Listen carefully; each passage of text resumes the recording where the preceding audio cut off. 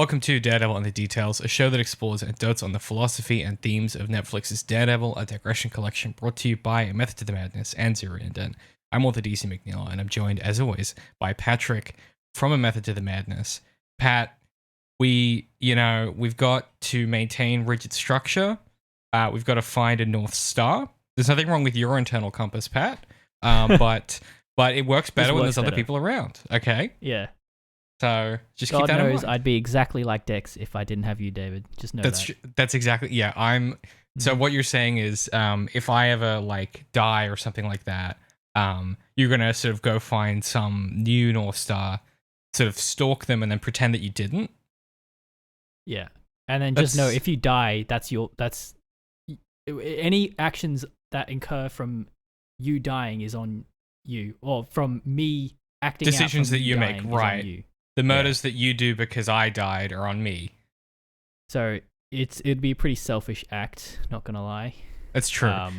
I don't know if I was saying this to you or someone else. It was probably I may have said this to you at some point. I think that if I ever die, I want to leave really unnecessarily complicated instructions for how to scatter my ashes. Did we have this conversation? We did. I just think it'd be really funny to be like, I want my ashes to be scattered in a NASA compound, 18th hole of a Scottish golf course. I just Ramses want II's tomb. Exactly. I just want to be like a burden on the people that had the audacity to be close to me. You know? Yeah. Really show them a lesson from the afterlife. All right. When I'm 80, I'll start planning my trip around the world. Then. Yeah. Good luck. You will not have access to my finances. That's the other thing. Is it will be a financial burden on you too. So, we are of course. Listen. We sometimes do a funny bit at the start. We are of course talking about this is our Daredevil coverage. It's not late night Daredevil for sure, but it's the evening on a weekday, which is unusual for the show. So I'm curious to see how punchy we end up being. I was saying to you before, I got a full night's sleep for the first time in a long time, which gave me overconfidence in how much scotch I could drink before this recording. So I'm also interested to see if that has any impact. Because it's night, I was compelled to set up my light, and that's why I'm really pale right now. Yeah, well, you kind of have a you're sort of giving what would you call it? A redeemed villain energy, perhaps. An affectation that perhaps that you're better and that you're reformed. You know what I mean? Maybe. And it is precariously leaned against a wall. It's not really set up properly. So if we're using the metric of mental stability as Dex, because he's so orderly, that means the opposite is true for me, right? Because it's very messy and chaotic. I'm good to go. No murders happening here that we know of. Let's do it. Let's talk about so today we're talking about Daredevil episodes 33 and 34, which is season 3 episodes 7 and 8. We are getting to the pointy end of things, ladies and gentlemen, and everything in between. This one was written by Sarah Stryker and directed by Toa Fraser. Again, new names. I think finally I'm starting to see some of the nature of the material I'm going to say concerned. That's not quite the right word. We're seeing some of the nature of some of the material that I anticipated I would start to not necessarily enjoy less, but I would start to feel the artifice of this thing. And interestingly, I think when we get to the end of this conversation, I'm curious to see where we land on that, because certainly there's this nagging thought I have that I want to explore at the end as to how much this is starting to feel like a show made by committee, or if it still feels like the old Daredevil. So I'm interested to see where we end on that when we get to it. For now, Pat, could we please hear the summary for episode 7, Aftermath? All right. Fisk's plan works. Hell's Kitchen believes Daredevil was responsible for the bloodbath at the Bulletin. Karen fails to convince Nadeem that the man in the red suit is an imposter. At the hospital, we learn Ellison is still alive. After a terse exchange, Ellison demands to know Daredevil's identity. Karen, unwilling to betray Matt's confidence, walks away from Ellison and her job at the Bulletin. In the car, she calls her father, who says it's not a good time to visit. In his infinite wisdom, Foggy decides he's figured out Fisk's plan: frame Daredevil to distract from his slow erosion of any criminal competition in Hell's Kitchen. Dejected and frustrated, Matt blames Maggie for convincing him to involve his friends. She agrees and wonders just who made the new Daredevil suit. After all, it's not a replica, it's as good as the real thing. The Devil visits Potter, who reveals Fisk pressured him to make the suit. Acting on Fisk's instruction, Potter tries to trap Matt with a copy of the suit just as the FBI arrive. Together, they fight them off, and Matt leaves Potter to the feds. After looking into Jasper Evans' release, Nadeem is convinced Fisk is manipulating them, but has no proof. At home during a surprise party for his promotion, Nadeem is confronted by the Devil, and Matt provides Nadeem the final piece of the puzzle. The man in the red suit is FBI. Ooh, it's a spicy plot episode. There's some real mechanisms coming together for me here. How does this work for you as... I mean, this is sort of... these are 13 episode seasons, right? So this is kind of the midpoint, this episode in a real way. How are you feeling? Like, what's your temperature? Because I know that you're pretty hot on this season in general. How do you feel about this one at kind of a high level? I didn't have much notes for this episode, which is interesting because I feel like... I mean, you know what? Now that we are sort of in the moment talking about it, I feel like this doesn't have as much charge and momentum as the season so far. It's like right in the middle of the conspiracy where a clue leads to the next clue and so on. But I don't know. There is still something quite compelling about Matt being on the run. About every level of society is like sort of after him. There's an abundance of conflict for everyone involved. Mm-hmm. It's a little bit better than your average Daredevil episode, I'd say. I'd say that's true. I think it's interesting. I mean, I have more notes for this than the next episode, which I feel like is always the way for us. I want to foreground a thought here, and I suppose we'll circle back to it. This is what I was alluding to before. I want to foreground this question of, like, you allude there to the conspiracy and sort of each clue leading to another clue. I think part of what I'm feeling in these episodes is we kind of already know, at least to some extent, the shape of Fisk's design. And so some of the dramatic momentum is... It's not lost, but it's kind of suffused by the fact that, like, we already know Fisk is a bad guy. We know this is all a facade because of the things we've already seen. And we get hard confirmation of two really important things in these two episodes that kind of solidify that. One of those being a particular chamber that he has, and the other of those being the confrontation he has with Karen in the next episode. And there's a way that I want to foreground this question, and we can come back to it at the end, which is, like, does it feel like this season is going to answer too many questions and become too complete, right? Is there going to be a sense of neatness here that might betray the kind of underlying thing that is Daredevil? I don't know yet, but I want to put that there as sort of, I want to put a pin in that and kind of go, maybe that's something that we talk about as we work through these episodes. That's an interesting thought because, I mean... In the context of like superhero media, that's a no-no, right? Like you can't complete a story, and for a while it was complete. The Daredevil wrapped up in 3 seasons. You know, the whole Netflix Marvel collab ended. It got solidified, cast in stone as this perfect series within that pantheon. Mm-hmm. So I think it absolutely... I kind of think that was its aim.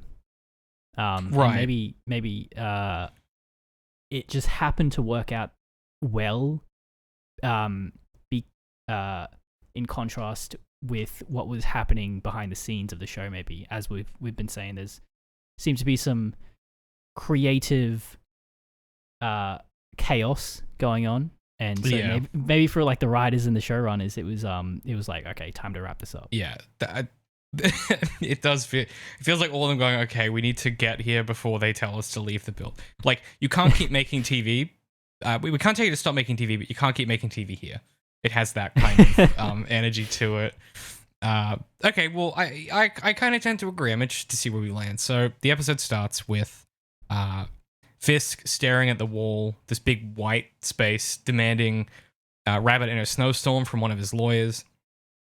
And there's these kind of interesting little exchanges that happen throughout these episodes where things get said that are off-camera things that we never get answers to. And one of them is the lawyer says there's a challenge to your ownership claim. And then the lawyer says it comes home, do you understand? And you know, Fisk saying it comes home, do you understand? I guess I'm curious, like, I like that we never get an answer to, like, what challenge to ownership, like, what would that even mean? Is it because it's Vanessa's? He bought it outright, surely. Or is it because he bought it with stolen money? Like, we never really get a clear kind of gesture in either direction. And I think it's notable that we get him asking for Rabbit in a snowstorm, this perfectly white kind of white noise picture, and then him moving through his room with all of his suits that he's now replaced with white suits, right? There is some deliberate imagery here. And if we think about the title of the next episode, Upstairs, Downstairs, we're already getting some of that of what is the upstairs facade and then what is the downstairs facade. And then Fisk literally goes down to his his back cave type thing where he's because he owns. I don't know how else to describe this, Pat. How would you set up this room that he has? Yeah, it's the Fisk cave. I don't know. The Fisk cave. Yeah, it's like a he basically, you know, he climbs down this sort of staircase that is clearly, you know, annexed off from the rest of the hotel. It's such has been his design to end up here, right? He owns this hotel. He's had this construction work done. And what I quite like about the way it's framed is that it's a couple shots longer than it needs to be. And it really lets you sit with this realization of like I think a different show, you would get him entering the stairwell and then you'd cut to him leaving the stairwell, but we see him climb down 3 or 4 flights of stairs. I like that added just space that it has here. And yeah, he sort of he has the cameras on the FBI. He has all the footage that they can look at. He just has the whole hotel like wiretapped basically. And he's down there, and he's got a little helper as well. Yeah, I was about to say I like that. I like that they go to the lengths to show that he employs people for everything. Like, he doesn't want to do anything himself. He needs someone to change the channel to the news for him, you know? Yeah, he's not even trying to pick up the remote control. Like, yeah. It's the he's just a well, and I think that's the genius of the Fisk we get this season is he, like, both metaphorically and physically cannot afford to get his hands dirty in any way, shape, or form. Like, he needs to have, in some weird way, a physical distance. He can't be the one pushing the button. It has to be an extension of his will. That maybe that proves something to him, right? That he can wear the white suit with the black shirt, right? Like that he can project this reformation so perfectly that it extends to every part of his life. That makes sense. Which makes me think, like, you know, are these little moments him practicing restraint so that he has it in the big moments, right? Yeah, it's a plan for resurrection, right? It's like a design that a conscious design, and it's meant to parallel, I guess, foil maybe Matt's resurrection, where the way he's going about it, there's no design at all. But the thing about that is, you know, it's in conflict with a more a religiously scoped design. Right. It's kind of the inverse of what Wilson's doing, right? Huh. Yeah, I guess like Yeah. Matt's is kind of like raw and elemental, and then Fisk's is this sort of high-minded, rhetorical, like schematic thing, and Matt's is Yeah, just yeah. raw and like pure. He's just going with it, going with the flow. And Fisk is, built like an architect. He's building this building this resurrection. Yeah. Yeah. Huh, that's really interesting. I mean, that perfectly like knocks into the next moment, which is we kind of cut back to the church, and Matt is having like a it's not a panic attack, but he's basically like he's freaking out because he's failed, right? Like he's failed in the church. He's in the church and he's telling Sister Maggie like I failed, like I couldn't save them. This dude had my number at every turn. Like I don't know that I can beat this guy. He might have something that I'm incapable of dealing with. Like, and he says like Fisk didn't just get a guy to fill the suit. He got someone that's better than me. And Maggie that's my favorite thing about Sister Maggie in these 2 episodes is she says to him, she's like, I don't know how to help you. Like this is so beyond my scope that all I can do is kind of be here for you. Right. Mm-hmm. And this is a detail that I wanted to kind of get your insight on. There's 2 things that happen here. The first is that she sort of consoles him. And the second is that she kind of gives him a lead where she's like, well, how good was the suit? And he's like, what? Like, she's like, well, was it a cheap replica? And he's like, no, it was like the exact thing. And that's the lead that he gets to then go visit Potter. That is happening. And then he still has on the cross around his neck, right? He still has on the necklace of the cross. What do you make of, I guess, like him retaining the cross at this point? Because we see it flashed a few times in these 2 episodes. He's still wearing it. That's interesting. I didn't notice it. I'm so bad at noticing like costumes and stuff like that. I've always been really bad with that. Can I be honest? The reason I noticed it is that at one point Matt's wearing a wife beater and it's sitting on top of the. I remember thinking Matt wearing a wife beater is unusual. And then I looked at the necklace and I was like, hang on, let me go back to the previous episode. Was he wearing that the whole time? And yeah, he was. Right. As she patches up his wounds in that. Yeah. He's just getting friendlier with Maggie, so probably something to just appease her, I guess she's sort of the only person he has, right? Yeah, that's right. And it always little crosses as on a necklace always look good on buff dudes, So it's true. He's still doing his hair, so might as well have a little fashion. Charlie Cox he's a sexy looking man this season. He is. He's a bit rough and tumble, and I'm into that,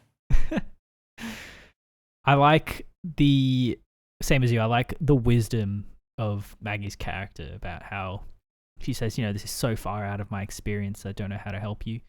But also on the other hand, I like what she says about usually the reason why she's been so persistent in trying to give Matt advice is because all of the time, every other time in her career, it has worked, right? Right. As she says, if you just keep someone talking long enough, or you find that they bring their solutions with their problems. That's interesting. And it's funny because even though she admits that like this is the time that her skills didn't work, it still does, because as and as you said, Matt sort of brings the solution with him by sort of describing the situation, and then Maggie puts it together. That's oh well, where did he get the suit? I think that's a noteworthy difference between the Matt Lantern relationship that we've observed so far, right?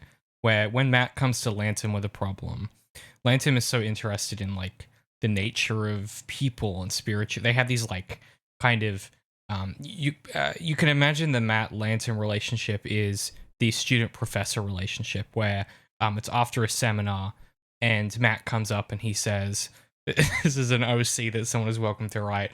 Matt's in Lantern's class and he goes, you were talking about this, which made me think about this. I want to challenge this idea. And they have these kind of robust, rhetorical, academic conversations. But like you just said, like Maggie is much more like she's not saying so much as she is listening, right?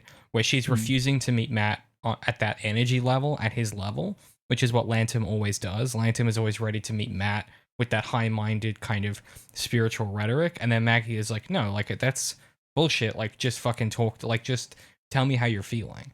And she cuts to the quick in that sense in a way that Lantum just like definitionally can't do, because he's so, you know, the difference between being a father and a sister, if you abstract it from the religious sense, just think about the words, right? The father has the wisdom and the experience, and he's trying to convey something to Matt. And then the sister is a position where it's about being with somebody and being with them in the struggle, right? They're a sibling. And I think that's the difference between these two flavors of advice, these two flavors of counsel. And it's why I think in this season, Maggie is so much more... I anticipate that if you had Lantum in this season to the greatest extent that you do in the previous two seasons, it would make some of this feel too grand and epic. She really grounds the bit, like the kind of religious sort of epic part of the espionage thriller, just really, really cleanly with the way that she approaches this stuff. That is an excellent point. Yeah. I think Matt seems to have some sort of a unique twist on like cognitive dissonance, where like he filters his experiences through that high-minded spiritual rhetoric that he has with Lantern, and what he neglects is basic human emotions, like emotional intelligence and stuff like that. And that is what Sister Maggie provides in this season. Yeah, well, I mean, and that's part of what I think he and Karen sometimes have in common in a big way, is like Foggy's first priority is that basic human emotion, and it's their last priority in a big way. Yeah, yeah. And then, you know, you could argue that perhaps Marcy represents the healthy middle, where she's sort of able to do both in a way that I think Foggy needs. And I want to draw that parallel because later on, someone draws the parallel between Matt and Karen explicitly, verbally. And it's the first time that's ever happened in this show. So I want to pop my little media crit theory flag in that and come back to it. I think it's claim to that. Yeah, it's what would my flag be if I had to have a flag? I think I'd want like a simple but compelling symbol on it. You know what I mean? It'd be a microphone with a beard and your haircut. Yeah, and it would have to be all black, but then the iconography is all gray except for something which is like red or blue or like, you know, some really striking color. It'd look like a barbershop logo. It'd look like a barbershop logo, yeah. Which is a distressing trick. Or would it be like a microphone that's like run through into the ground with like a spear or a sword or something? That's very hardcore, like masculine sort of. Well, I was thinking more sci-fi, like fantasy. Yeah, you might be right. That might be too masculine for me. Shit. It's like the guys who are obsessed with like, you know, Romans or something. Yeah, all the homies that are talking about Rome. Yeah. Well, I tell you what, write in and let us know what your flag would be. I'll come back next time. I'll do some homework and tell you what mine would be. Because I feel like just a generic barbershop silhouette is a disappointing image for me. You know what I mean? Yeah. No, we can do better. We'll come back to that. Yeah. I listen. We can do better than that.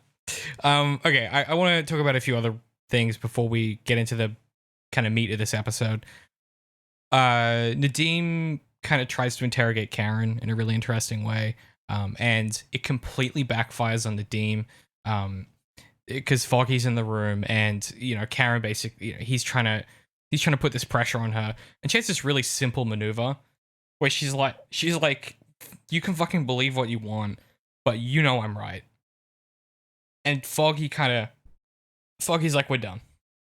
I'm not doing this. And this is these two episodes for me are the strongest Foggy we've seen. I love the Foggy in these two episodes. He is such a well-written, well-acted, well-directed character. He just has this fucking forward momentum to him. I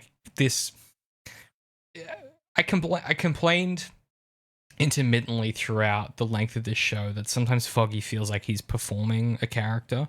This is this Foggy for me is hitting every single time he's on screen. He just has this something. Wouldn't you argue though that this characterization of him is a payoff to the other Foggy that you're describing? Because like as you said, he's very performative in the other seasons. But the thing is, he's performing without much direction. I'm not talking about like in the film production side. Yeah, you mean character universe side? Yeah. Whereas now he's got both of those things. He's got a solid direction in where he needs to focus his energy, and he's been through a bit of trauma, a bit of high stakes conflict, and it's like kind of like molded his personality and his energy into exactly what the story requires at this point. I agree with that. I think it cashes out some of that almost too much in the next episode, and that's one of the points I want to kind of come back to is like, yes, it's like all this stuff feels feasible because the show has been building to it, but also it cashes some of that out in a very kind of in a very pivotal moment where it feels like I guess I'll foreground it. It's when he intercedes with Fisk and Karen, right? That's the moment where I was waiting for some of that to be cashed out in a more interesting way, and it just isn't. So, like, I agree. I'm not sure that the show has figured out what they want to do with the fact that they now have this thing they've developed with Foggy that they can cash out. And so I'm curious to see where that goes, because for me, yes, you're 100% right. Like, he's figured out his personal life, finally. He's doing something he believes in. He has a good support network of friends. He's taking on the big bad the only way he knows how. Like, this is Foggy full flight. And even when he's full flight, he's making understandable mistakes and letting things happen. Like, the fact that he confronts Tower and fucks it up because he realizes that Karen's doing the wrong thing in the next episode, that to me is like pitch perfect Foggy writing, where he suddenly goes, oh, doing the right thing is less important than protecting my friends. Or those are one and the same in some way, or you know what I mean? Like, I completely agree. What I'm saying is it's working for me. It's working, and I love it, and he's great in these 2 episodes. I agree. It works for me too. But you just got me thinking now, like, imagine if we got a scene between him and Fisk, like if they had dialogue. That would be so funny. It'd be so goofy. Yeah, I know. It's just like the most incompatible energies. Yeah, that really would be hilarious. Yeah. Just not. I don't even know what that would look like. God, Foggy. Yeah, because he's so righteous. That couldn't be anything, could it? There's no scene that you could film that would feel right. I feel like that it would just be like Fisk sort of going, "What? What? What are you saying to me? What are you talking about?" Foggy would say a bunch of shit about, like, I fucking know what you're up to and this, that, and the third thing. And Fisk would lean back and he'd go, when I was a child, I too had an innocence about me until my father, these children on my neighborhood block were being mean to me. And then my father took me out to see them, and he took up a baseball bat and he knocked them to the ground. And that was when I learned that a man must do what is necessary, Mr. Nelson. And you, Mr. Nelson, do not have what is necessary. You and I are alike. Our fathers were butchers. Oh shit. Oh shit. Yo, that's bars right there. That's crazy. That's it. That's the angle. Oh, bro. Your father's a butcher, isn't he? Yeah. Like, oh, that's the angle, man. That's the scene. That's the scene, is them talking about 2 different kinds of butchering. That's you've done it. You've called that. I'd pay to see that scene. Yeah, it threatens him and it sets up an interesting ideological conversation at the same time. Boom. Daredevil, easy. That's Fisk's whole MO. That's it. But also, like, he has to not respond to any questions directly. Mm-hmm. He has to, like, talk about some other shit, and then you slowly figure out how it's related. That's That's tight. I like that. Yeah, the butcher thing is good. All right, I want to burn through some real quick dot points so we can talk about some more interesting stuff. A really vivid image I like is Karen goes to the hospital, and it's a very short sequence, but she's seeing all of the phone calls and the text messages of all the hospitalized and dead colleagues, and they're all laid out on the bench in the police evidence bags. Mm-hmm. And like, I've said before that one of the biggest strengths of this show is its ability to take profoundly simple moments and really heighten them by just thinking through the process and the systems that like underpin them. Mm-hmm. This is such a well thought out moment because it's so small, and it's just they give you 5 or 6, and it's just Karen standing there slowly, like just mentally melting into the floorboards, just watching. It's heartbreaking watching these these messages. Are you okay? And then one of them's like, babes, I saw on the news, like, let me know that you're okay. And it's just like knowing that none of them are. And I like the variety of the text messages too. And it sort of gives you a bit of information about what kind of relationship those people have. Like some are obviously, close, intimate, like couple in a relationship. And I feel like one of them is like more of like maybe they're starting out in their relationship, and it's sort of a message that's like trying not to be too intrusive, but also concerned. And it's like there's a lot of nuance there, and it's really heartbreaking. I said to someone on this moment, I was describing it to them, and I was like, I think in a different show, they would all be different flavors of like, are you safe? Where are you? Are you okay? Call me back. Like it'd all be the same. But you're right, they're so specific, and that's what makes it so heartbreaking, is they feel very real. Yes. And it's like, talk about like a way to communicate the weight of a tragedy. Just genius decision. Like everyone involved with this scene, absolute 10 out of 10, just firing on every cylinder. Yeah. This was by far like the most impactful moment in a few episodes. Well, and what I like from a structural perspective is it's the moment before Karen blames herself for this and she misses this element of what this means for Ellison, right? Like this is the moment where Karen goes, well, I did this, or in some way I'm culpable for this. And this is what leads to her error, this guilt, this huge guilt that she feels, and perhaps the extant guilt of this other thing that she's done that we don't know about yet, and perhaps the extant guilt of Wesley. In this moment, she fails to realize that someone else might be feeling a similar way, and that's what's going to lead her to make that mistake with Ellison, right? Is to assume that she's the only one that feels that way. The only one that feels accountable, feels responsible. And it's just like... And because for her, that's a trauma response because of what's happened previously. And that's what I really like about this moment structurally is it's heartbreaking, and it also damns Karen to make that mistake that is going to lead into further complication for her. Yeah, and it explains her motivation to go see Fisk because it's survivor's guilt, right? Mm-hmm. She thinks, if he does attack me, then I'd be joining the rest of these people who I should have been with anyway. And in her head, she's like, and if that happens, that's like, then I've done something, right? Like I made a difference. Yeah. Yeah. It's like a really morbid win-win, yeah. It's the most Matt Murdock shit of all time. Okay, we then get some stuff with Betsy and Melvin.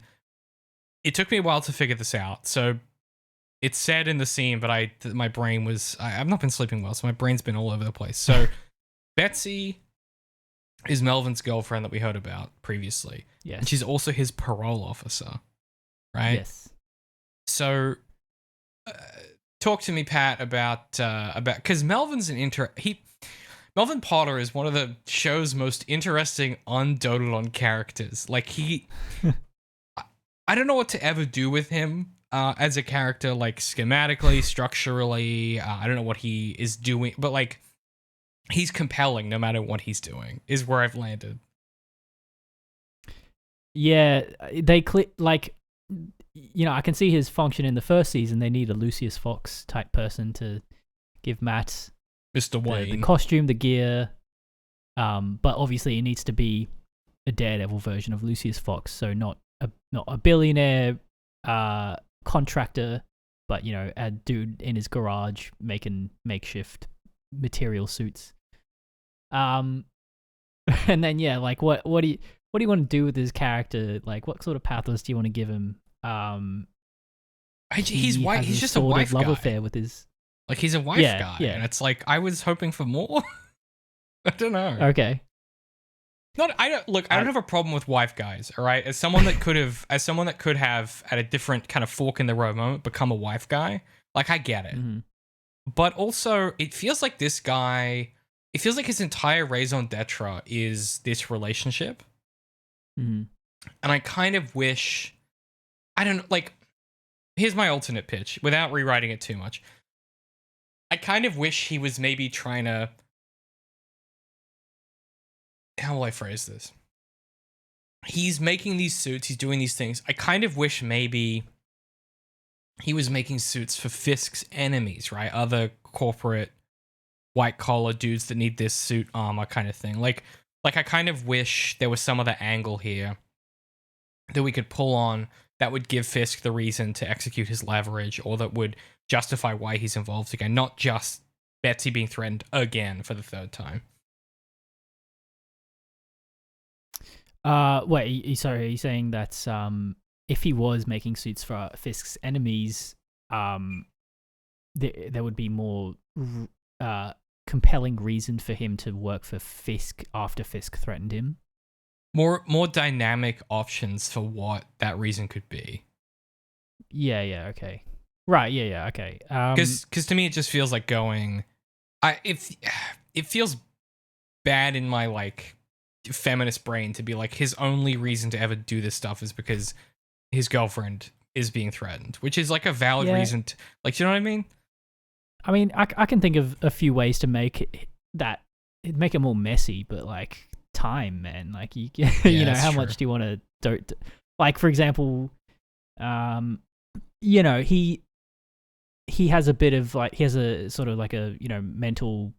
I hesitate to call it a disability, but he's some sort of, he's a bit slower than the rest, it seems. He's differently able to, at least differently expressed than most people in the show.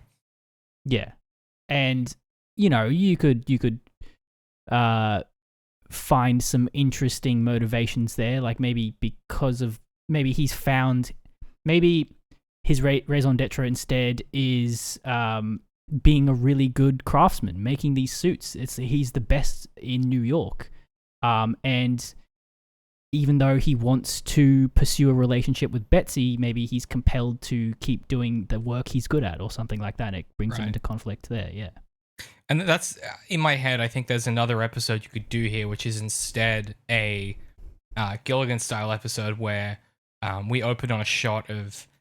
Perhaps it's extant material on the workshop floor, or it's the suit that we see, the copy of the suit, and then it's an entire day in the life of Melvin Potter, showing us all of those complicated things, and you could give us a bit more of a wider aperture on, like, what is his place in society, and what does that mean when Fisk gets involved and threatens him, right? Like, you could kind of see him struggling through what you just said, which is like balancing these two lives. And then it all comes crashing down when one of Fisk's men turns up and it's like, you need to make the Daredevil suit, or when Matt turns up, right? Like, I just think I want to spend more time. This sounds ridiculous. I want more screen time with him to get to the point where it feels almost like a betrayal for Matt to put him in this position, right? Maybe during that episode, he's seen the news and he's saying that's not Daredevil. Like, I know Daredevil, that's not him. Right. Yeah, right? yeah. Okay, you could generate some more pathos in that way, I feel. What you could do is Fisk could set up this trick of presenting Dex as another superhero, another Iron Fist, Luke Cage, Daredevil. He's the next guy, and he needs a suit made for him. And so you just send Dex, or some other person that's not Fisk. You keep his involvement hidden, and say, "Hey, I'm the next superhero. I'm going to take on Fisk. Can you make me a suit?" That way you can retain Melvin's sort of like loyalty to the vigilantes and to the anti-Fisk sentiment. And I mean, and then I don't know how you'd make it a betrayal to Matt, though, I guess is the problem. I see. I don't think that's necessary. Like, I think the betrayal is unnecessary. I think it's more interesting for the show at a conceptual level to take advantage of the character they've written, that is Melvin Potter, right? To exploit the fact that he is differently able in some way or expresses himself differently. I think that's more interesting to me, for the show to excise some cruelty to him in that way, because that just further exemplifies Fisk's kind of ill intent, his malice, right? Sorry, were you saying that it would be cooler if the show exaggerated Melvin's betrayal of Daredevil? No, I'm saying it would be cooler if the show accentuated the exploitation of Melvin in a more dynamic or compelling way. Okay, I see. I feel like there are so many levers you could pull that would be more interesting than his girlfriend is threatened again. Like, you already have it. The material's already there if you want to just take what's written, which is like, he's dating his parole officer. Fisk is in control of some aspect of the police, or some aspect of the police that Tower is not in control of. That's a lever you could pull there. For me, it feels like a shortcut to use Betsy again, because we've already done that. And it's not just a double beat. It's also just like, it's barely a beat. It's to set up this other, like, all this feels in service of the moment when Matt walks into the cage and there's the suit. It doesn't feel like a real thing that's happening in the plot. Okay. Here's something that would tie some things nicely. You go with my plot before about Dex shows up as a new and upcoming superhero. He wants a suit made for him. Melvin's more than happy to do it because he wants to make suits for superheroes. Yeah, he loves it. You continue to faff about the episode, explore Matt, Karen, and Foggy. You come back to Melvin. And then you have a scene where Matt goes to Melvin. He goes, "Hey, what happens? Why'd you make another suit?" They talk. And then you have Fisk manipulates the police to discover Melvin's shop, but you have Betsy be the one to discover it. Yeah, that's genius. And assuming that you're sort of with Melvin emotionally in this episode, that's the climax. It's like the ultimate betrayal. Yeah, like Betsy kicks in the door, she says freeze, and then it's Melvin. She's like, "Well, what are you doing here?" Oh fuck, Pat, that's so good. Yeah, that's it. That's the move. Yeah. Oh god, that's brutal, man. That's some sadist shit right there, for real. Pat just rubbing the salt in the wound. That's great. And it's interesting because this episode does have a very big focus on Matt feeling guilty for leaving Melvin, right? Yeah, it comes up a couple times. Yeah. Yeah. Well, see, I don't know that he feels.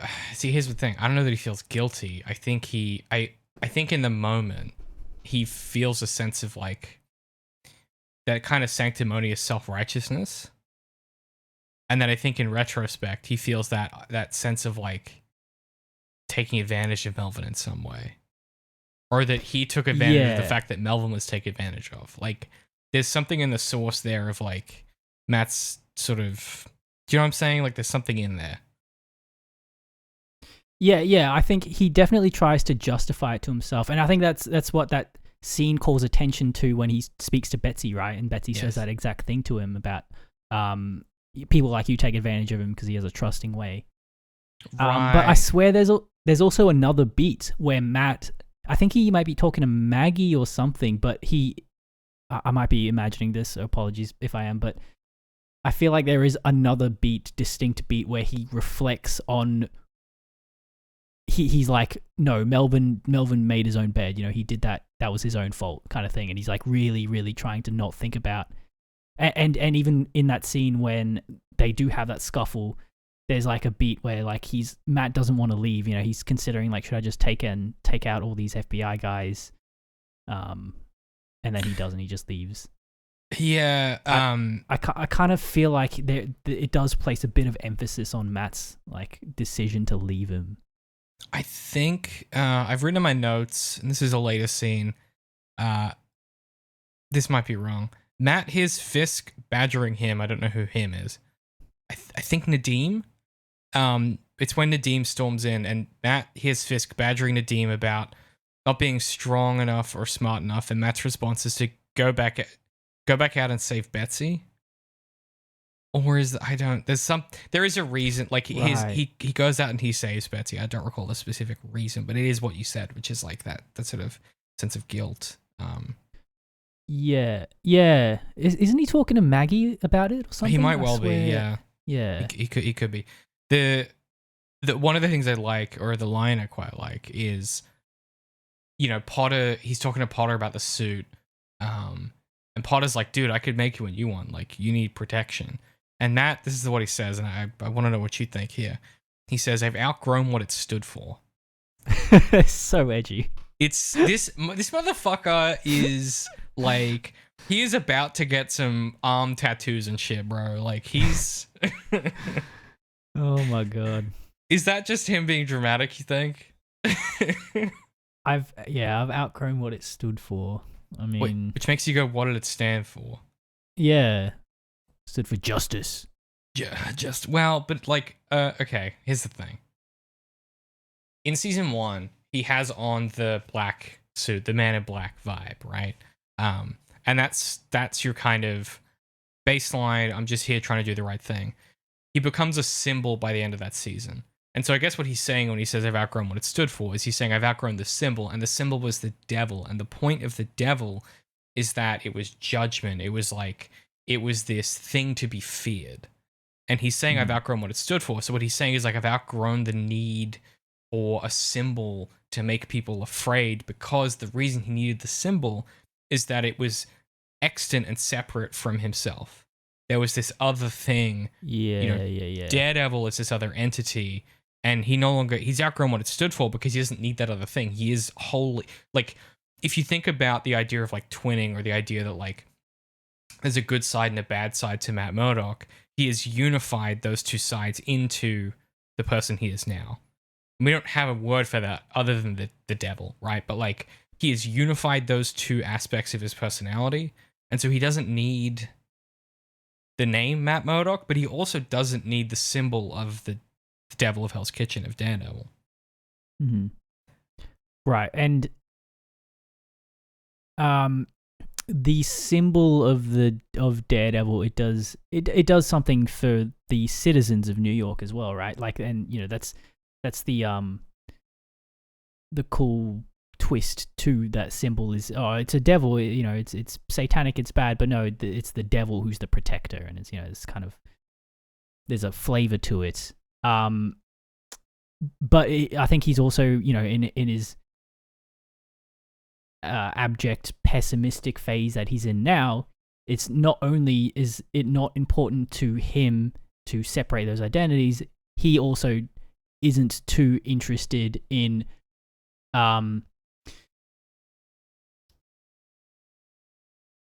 creating a paradigm for the victims and for the people of New York to exist in, where there is a savior that will save them from criminals and stuff like that. You know, it's like, you know, despite being outside the law, there is still a law to superhero vigilantism, right? And he's saying that even that he's not interested in anymore. Yeah, right, because he's starting to ask this question of like, how can I ever stop Fisk? Yeah, and to do that, I have to be, you know, in Batman Begins, he talks about, I have to become more than a man, I have to become a symbol that they fear. And Matt in this season is going, I have to become less than a man, less than a symbol. I have to become the devil himself. Like, I have to transcend these questions, and I have to become the you know, as Fisk says in the first season, right? Like, I thought I was the good Samaritan, but I was the ill intent. right? Matt is trying to make himself into this thing, this raw elemental creature that can overcome this, as he says, like this guy that's always like 10 steps ahead. Like there's only one way to deal with that, and that's just sheer force of will and brute strength, right? Yeah. It's Man, some Fisk is real a good villain. good shit. Yes.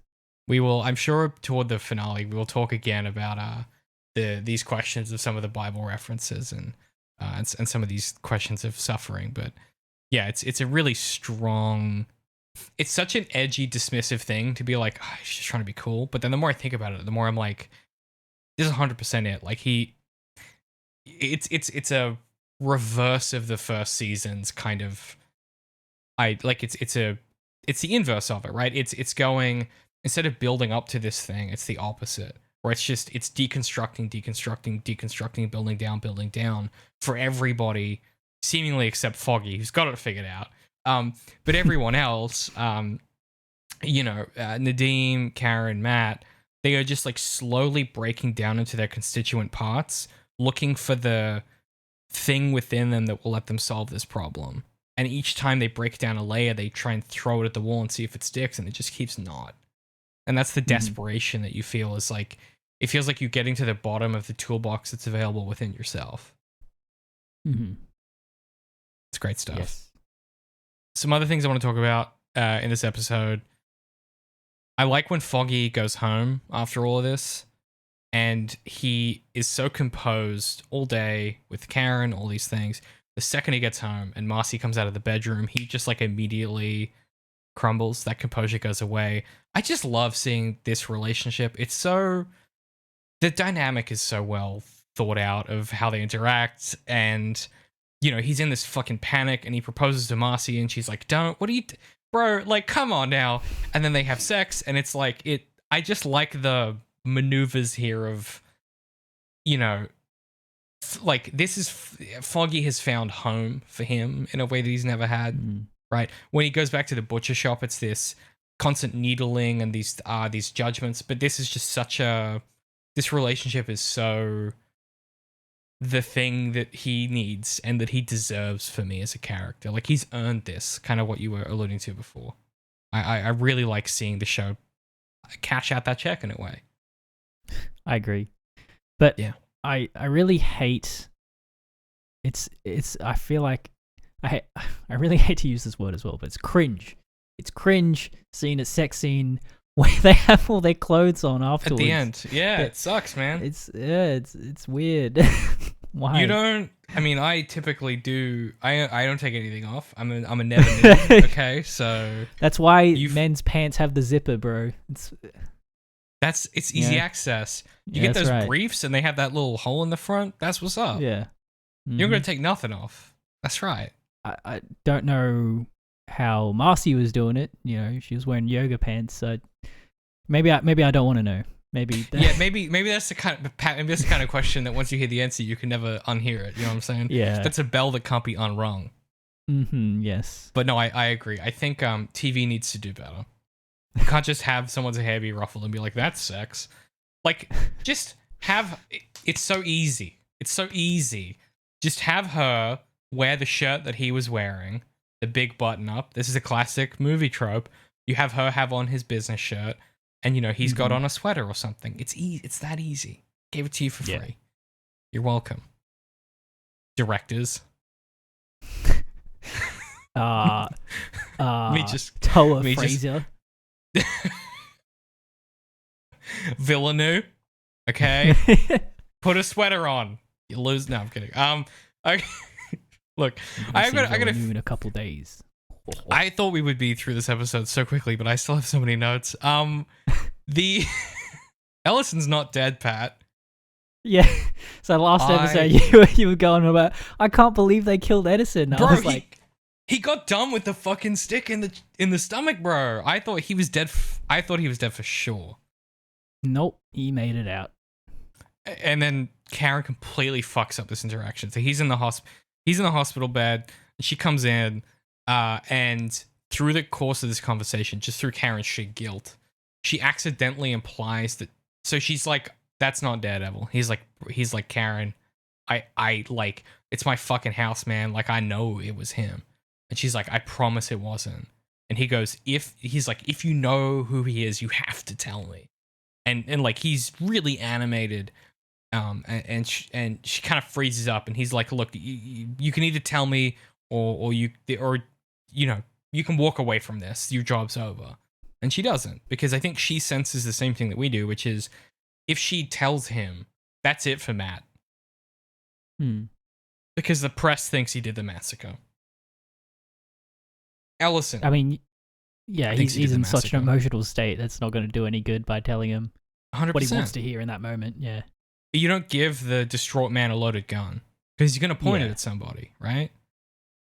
And so she chooses to keep the safety on, and in doing so, like, there goes her job. And then a thing that we've never seen with Karen, she gets into her car and she calls her dad, who is a bastard. Absolute bastard. He's a real son of a bitch. He, in passing, is like, "Oh, are you okay? Like, I thought that was like near you or whatever." Yeah, he recognizes that's where she works. He didn't even bother to call her. Like, and then she sort of says, "Hey, would it be okay if I came home?" And he goes, "Oh, it's just not a good time." What he says is, the timing couldn't be worse. The fuck does that mean, Dad? What are you trying to say, Dad? Oh, you being like that, Dad? Huh? Like, it's such a she's so, like, and you can tell for her this is a last resort. This is not a phone call she ever wants to make. And she gets the exact answer she was afraid to get. Fucking brutal, man. Like, it's such a... Karen Page is somehow more fucking fraught than she's ever been. She's more harrowed than she's ever been. She's more harried than she's ever been in this moment, because I think in the same way that Matt has sister Maggie, Karen is looking for that backstop. Karen is looking for, like, what, you know, the buck stops here person in my life. That one person I can call and be like, "Hey, I would never ask this of you, but I need this right now." She doesn't have that. She makes that phone call, and her dad says no. It's gut wrenching. And then he says, what does he say? Like, oh yeah, what's really heartbreaking is that, you know, she says, "Can I come home?" He says no. And then she's still trying to build a connection with him. She says, "Oh, I messed up, Dad." And he says, "That's what you do, Karen." Oh, like, fucking hell. dude. How you... Just give up being a parent, bro. Like, you've failed. Yeah.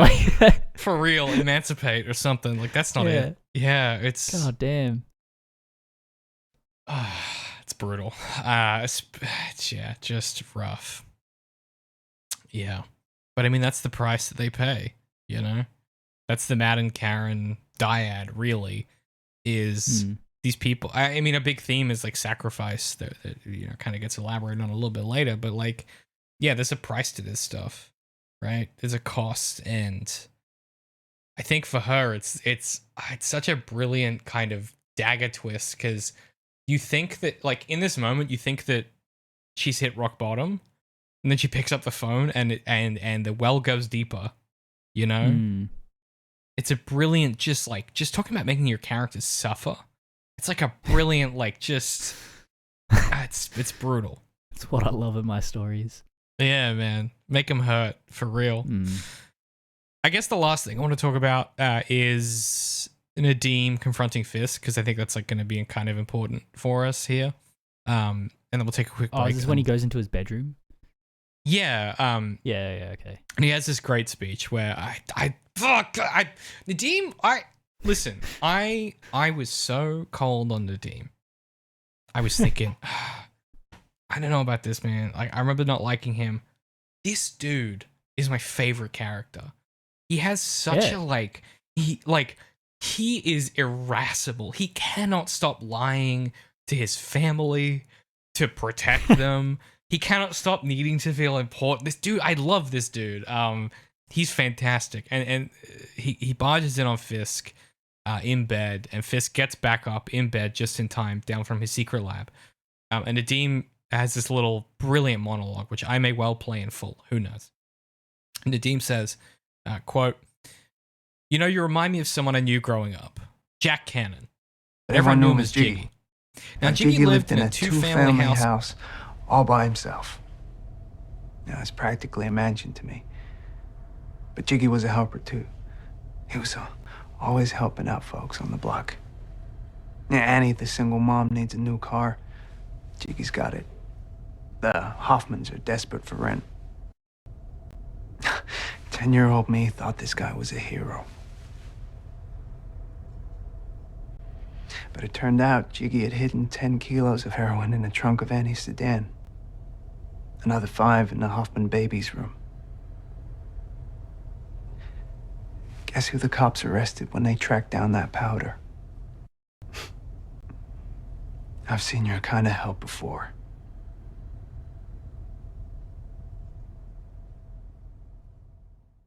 Oh, just like coming in with that fucking pathos. But like, you just like Nadeem in this moment has Fisk's number in a big way, but he has no proof. He has nothing he can pin on him.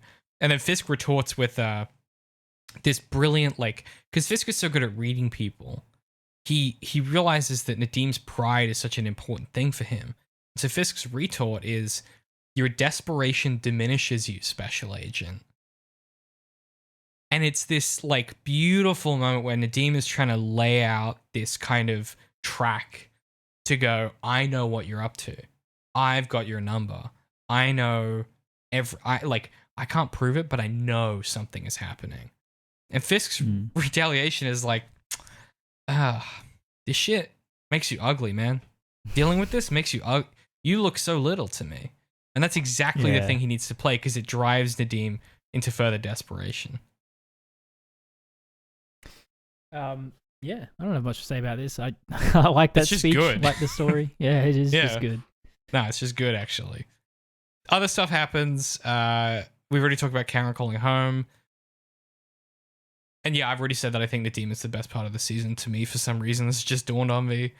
And also I like that he's just a normal dude whose life is perpetually falling apart. It's great. And the way this ends is... Oh, it's so heartbreaking. So Nadeem goes home for the first time in forever. And his family are throwing him a work promotion party. Which we, not knowing where this goes, can probably intuit this is some cruel, dramatic irony. That they are celebrating the fact that he got this promotion. And he goes into the basement to the second fridge. And that's where Daredevil confronts him and is like, it was someone in the FBI. He drops that bomb. And I like that Nadeem tries to have one fucking night of his life back. And he can't have it. He just can't have it. Yeah. Well, it's his own damn fault, is the thing. Man. Like, Yeah. That's why it's so compelling, because like you don't feel sorry for him, but at the same time it's like, yeah, man, like this is your mess, you know. You had all this coming to you, like at every opportunity he could make a different decision, and he just never does. Like it's like, just let someone else head up the team. It's fine. Like, and Nadeem just cannot, and this does not, foregrounding next episode, does not break well for him, I will say. He gets himself into further distress here, but I really like the kind of accentuation of, it doesn't matter, like, Nadeem's hands, like, he will never be clean of any of this. There is a real sense of, like, I don't think there's a way out for him. And I don't necessarily remember his precise fate, but in this episode, at the end of this episode, I was like, oh, like, this is infecting everything for him. Right? He can't even go home. He can't even go home. And that to me is the real sign that you've nailed your characterization, is he's too deep. I'm trying to think of a parallel to like another cop character from like another movie or something, but I mean, Jim Gordon, right? In Nolan's trilogy. Oh yeah. It's not a bad comparison, yeah. Because like his character at the same time of feeling familiar, it's still maybe it's like the actor who plays him, But it's such a unique circumstance that that his character is in right now, like a cop is in specifically. I think it's because his decisions are so... They are born from these noble things that he's done for the people around him, but they're also obligations. Yeah. Where like... I think... do you know what I mean? I think the fact that he's not a corrupt cop is like a big... He's not only is he not corrupt, he's not like a noir, like a Big Sleep kind of jaded cop either. Like, yeah, he is just like a sort of bushy-tailed moral guy, and then he's forced to compromise himself because of like because of circumstances. But yeah, it's really unique. I think a big part of it is like that the compromises he makes are for the right reasons, but the decisions that he makes largely out of guilt, I feel like most of the time. Where like there's an aspect to him where like his wife is always on his case because she knows like he's not doing this because he's a good guy. He's doing it because he feels like he has to. And I think that delineation is what makes it work. Is that yes, he's like a bushy-tailed guy with like, morals that he doesn't have any scruples yet, insofar as like his willingness to cross any lines. But also maybe that's the problem. Is that like maybe the problem is that he's not willing to cross any lines to make things less bad for him and his family. And I think that's where a lot of the tension is like he doesn't have to cross lines to do the wrong thing, but he never crosses lines to do the right thing either. And I think there's a way in which his wife and her kind of position in the story puts pressure on him as a character to be like, if you wanted to, you're in charge of this investigation. You could come home if you wanted to tonight, but you keep choosing not to. Like you got a promotion. You're in charge of this thing. And there's a way in which his pride or however you want to read whatever the character flaw is that you think Nadeem has. And perhaps it's just, for me, I think what makes him so compelling is we talked earlier about this kind of, he feels like a caged rat. He's got this like sort of cornered rat syndrome within the structures of capitalism. It feels like what happens is the second you get any freedom, you go, well, I have to grab on and not fucking let go because this could disappear any second. And it's that desperation percolates outwards and means that he reaches too far when he doesn't need to. And I think that's his big tragedy, is that he's been so trapped for so long that he can't recognize the small freedoms when he has them. And that's what makes him the kind of tragic version of, say, like a Jim Gordon or something like that. That's what makes him more interesting to me. That's why I think he's one of the best parts of the season. Is none of that is said out loud. When he gets home to the party, they started digging the fucking hole for the pool that he definitely can't afford. Like, that's right. You know what I mean? He just can't say no in a way that he's such a victim of both the system and of himself. And that to me is why he's so compelling. And like that beat of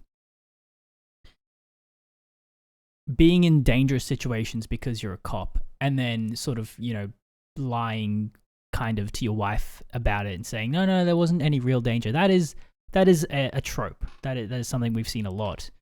However, the actual dilemma of should he go home tonight to see his family or should he keep working, that the symptoms of that actually are as paramount as any other of his conflicts.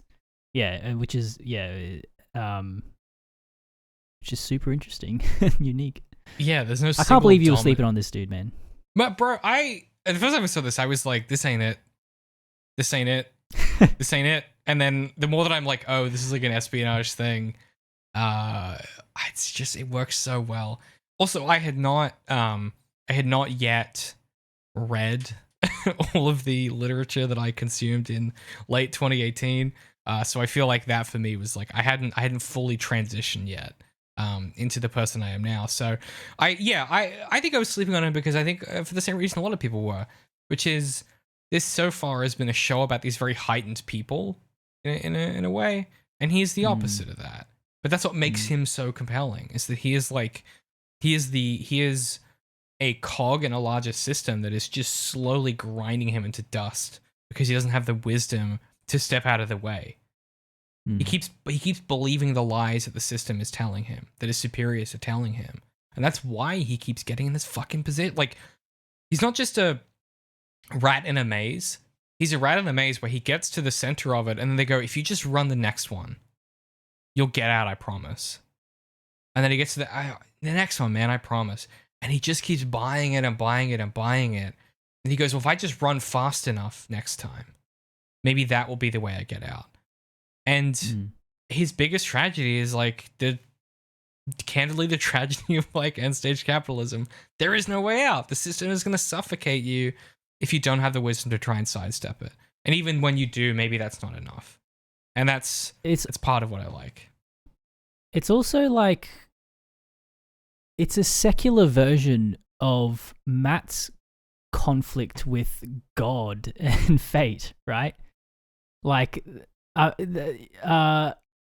you know, I'm thinking about like the story of Job, right? Like, and Matt's feelings towards that story and how he sees himself in the position he's in is that, like Job, he was a piece in this system and he wanted to do his part. You know, he was God's warrior, making the world a better place. And then he has this sort of, you know, moment of clarity where he says, "Oh, I was blind. You know, I was just going along with whatever I thought I should have been doing, and it got me nowhere. You know, I got my face rubbed in the dirt." So, and then Nadeem's like a couple steps behind that, but just like his oppressive system that's keeping him in the loop is actual, like, you know, the law and the FBI and yeah. That is the coolest thing I've heard in a while. Yeah, for sure. And like the idea that you know, Job's story is all of this happens and he comes out in the wash. He doesn't lament God. He doesn't blame God, and that's Job's fault in Matt's eyes. And Nadeem hasn't gotten there. Yeah, that's really compelling to me. And I think particularly because the reason he hasn't gotten there are like really human reasons that like most of us think are like morally virtuous, right? The reason he hasn't gotten there is he needed to pay for his sister-in-law's cancer treatment. He's trying to make his family happy. He works in law enforcement. He's trying to do the right thing. Yeah, he's trying to follow the rules. He's trying to follow the rules. And a big thing that we talked about early in the season is like, I don't think this show looks the same post 2020, honestly, and the ways in which the perception of policing has changed, particularly in America. And I wonder to what extent you're 100% right, which is like you could almost transfer this question or this character and the structures that oppress him from the specific kind of apparatus of policing into something else. And I suspect it would probably work just as strong if you could find those levers to pull on.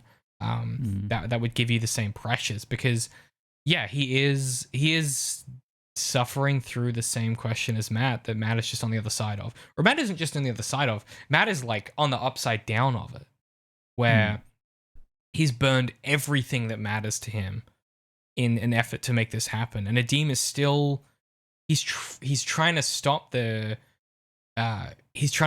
flood with buckets instead of realizing that like you need to build a boat, right? He is still operating an incorrect understanding of the framework that he's in. You're 100% right, in the same way that Matt feels like he was before the start of this season. Whether or not we deem that to be the case or not, I think it's a really good foil for Matt in a different... Because I have trouble imagining Matt with a wife and kids, right? And this gives us a vector to explore some of those questions in a really naturalized way. Yes. Damn. Hey, maybe the show's still good. Maybe. I'm getting canceled for that. Okay. We're going to take a quick break, and then we will be back to talk about season 3, episode 8, which is Upstairs, Downstairs, a fucking genius title for an episode of TV, given what happens. So we'll be right back after these brief messages to get into some more nitty gritty. We'll be right back. If you enjoy what we do, the best way to support us is to head to UnderInk.Press and grab a t-shirt. We have the Daredevil in the Details branded pocket tee. We've got some Maynard Treek shirts that have got kind of different phrases from each book that are really cool. You can head to UnderInk.Press, grab a t-shirt. It helps support what we do. You get some cool fashion threads, and these are sustainable heavyweight fabric. They're designed to last 10, 20 years. This is a t-shirt that you're going to buy and you're going to be able to wear for a very long time. You can head to UnderInk.Press to help support us. Otherwise, consider giving us a rating or a review on your podcast catcher or platform of choice. Thanks so much. Welcome back. We are talking about episode 8, Upstairs, Downstairs, written by Dara Resnick and directed by Alex Zafresky. I'm not even going to try and get that right. I apologize, I was Alex. waiting. There's a lot of like, consonants close together, isn't there? Zafresky? I don't know. I'm not gonna try. Couldn't help you, Pat. Could we please hear the summary? Dex tries to take control of his life. He attempts to reconcile with Julie, providing the half-truth that he was trying to replace his therapist with Julie, denying any romantic attraction. Interesting interpretation. I'll debate that, but despite her... I've never seen that word before in my life. Truculence. What does that mean? To be truculent. To be like kind of unnecessarily rude. And a bit like snippy. Okay, I see. Apparently belligerent is the best synonym, which I disagree with, but that's fine. Despite her truculence, Julie agrees to help if she can. The very next minute, Julie is assassinated by Fisk's goons at her own front door. This is a very comical summary. It's a funny moment. Yeah, it is. It is actually quite funny. Elsewhere, Nadeem connects the dots that the man in the red suit has to be Dex.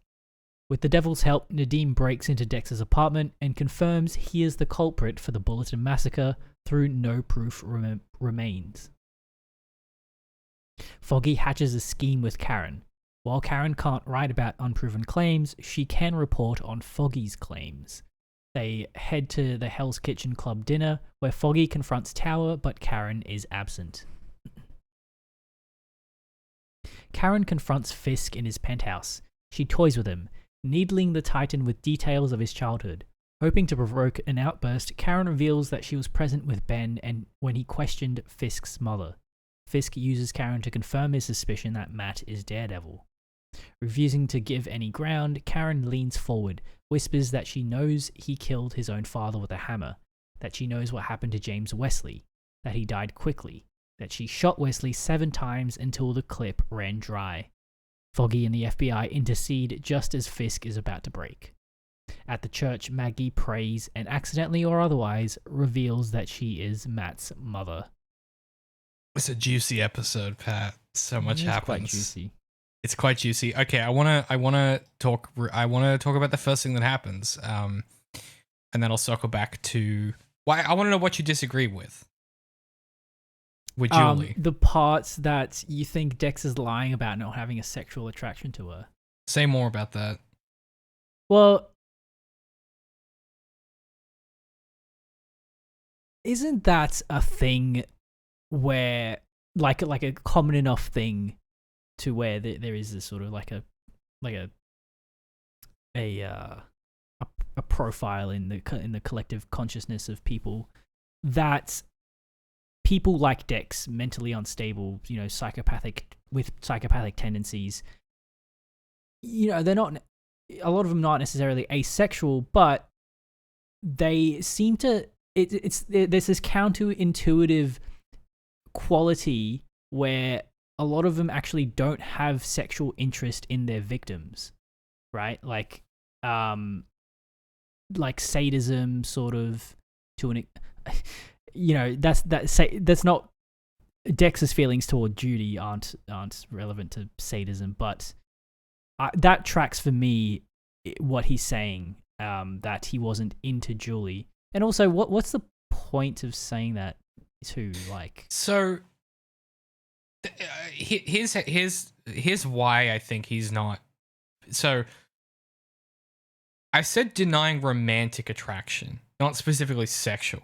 And I want to make a kind of delineation there, because I think the reason that I think he's kind of not being completely honest here is he presents to the psychotherapist when he's trying to get asserted after the shooting with Fisk initially in the motorcade that she is his girlfriend, and it's the emotional support, right?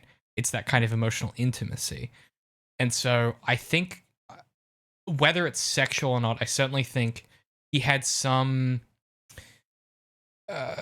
potential romantic attraction, like, and we might put romance with a capital R and make it a genre, potentially, of the way the show is asking us to imagine his relationship to her, which is to say romance is like a it's a way of viewing the world where there is kind of like a there is a saccharine kind of predestined logic to people making sense together.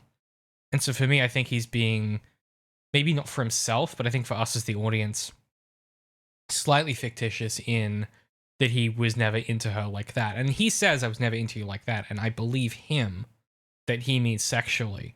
But I don't think there wasn't that kind of romanticization of a potential relationship, right? I just don't know that you get to the level of stalking he does without that in this story. Okay, yeah. I've noted down that he says, in quotes, I wasn't stalking you, which I put next to it. That's hilarious because he fucking absolutely was stalking her. 100%. But yeah, okay. But are you saying that us as the audience have a predisposition to label that relationship as romantic, or rather fit that into the paradigm of capital R romance because that's what we're used to? Or are you saying that that's what Dex thinks he needs to label that relationship as because that's just, sort of it's the closest thing he has in his mind of what Julie and his relationship is? Yes. When he's stalking her, yeah. If we imagine Dex as a guy who's pretending to be an adult, one of the things adults have is romantic relationships and partners and stuff, right? And so the closest schema he has at hand is, well, I must be in love with her. Or I must have this, right? Like, well, she must be my girlfriend. He can't conceive yet when he's stalking her. He can't yet conceive of another version of that relationship that isn't the schema of two adults in a romantic relationship. He hasn't got to the point where he realizes, I actually need a therapist. See, that's pretty much my argument. That's why I think that he doesn't have a romantic or sexual interest in Julie. Even if he feels the need to label it as in his own head as romantic, I think that fits within what you're saying about how he feels compelled to fit it into that schema. Yeah, and I guess the thing that I think is disingenuous, and maybe it's because he hasn't worked it out himself, is that wasn't always true the way that he perceived it. Like, this is a new revelation in this moment of crisis. And this vulnerability that he's able to perform to her is because of this moment of crisis. And I don't think before this, he would have conceived of it any other way. Like, when they have their dinner after she bumps into him, it's a date. Right? Like, it's a date at a fancy restaurant. They happen to, you know what I mean? Like, I think, whereas this is like a fully non-invasive coffee where he's trying to, like, I think he switched gears. And I think him saying, I'm not into you is true in this moment, but I think it's half the truth. Because he's not saying the thing that's true, which is that he has come to move out of that mode into this other thing. Yeah, but I mean, I see what you're saying, but if you're performing a date because you're not convinced that there isn't another way to frame that relationship, and then you have that realization afterwards, I mean, isn't that statement still true though? The when he says, I'm not into you, even if he figured it out only in that moment, I feel like that's still kind of, true, is that he wasn't into, he says, I wasn't into you, maybe not in the way you thought or something like that, Yeah, I mean, mileage is going to vary on that, I think. I think that comes back to like the subjective part of media crit, right? Which is like, where does that land for you? I wanted to highlight it in the summary for that exact reason, so we would have this discussion, because I think it's like like especially at this moment in Dex, in his character, it's such a pivotal decision he makes that is so quickly erased from being on the board, right? This to me hits different if Julie sticks around, but it's how quickly this comes and goes. This feels like the last moment, and we'll see this in a very real way for some of the decisions that Dex makes. This is the last moment where potentially he could exist outside of Fisk's kind of sphere. This is him reaching for the lifeline, right? And trying to grasp it, and then it's ripped away. And he's doomed from here on out. And you have to wonder if the conversation doesn't go differently if he realizes what we just talked about and isn't more transparent. And if they don't, like, if that isn't a stronger connection, that means she doesn't leave him immediately, that leads to this. And so I want to set up those questions because I think it's really important based on how this episode starts, which is we open on Dex coming home dressed in the costume. He's in the Daredevil attire. He's in the armor. And there's something deeply spiritual and ritualistic about Dex as a human, right? He gets home and he's freaking out, and he puts on the tapes, and the tapes are talking about, oh, you need this orderly life. You have to continue. You just need a North Star. Like, your internal compass isn't broken. And so wearing the Daredevil armor, he cleans up his flat. He vacuums up the plaster that he's knocked into the room from his freak out. And there's the imagery of him with the Walkman headphones on, vacuuming the plasterboard in the Daredevil suit is so uniquely absurdist that it makes it land with such weight that, like, he's so untethered from reality that this is the only thing he can think of. He doesn't think to take the suit off, Pat.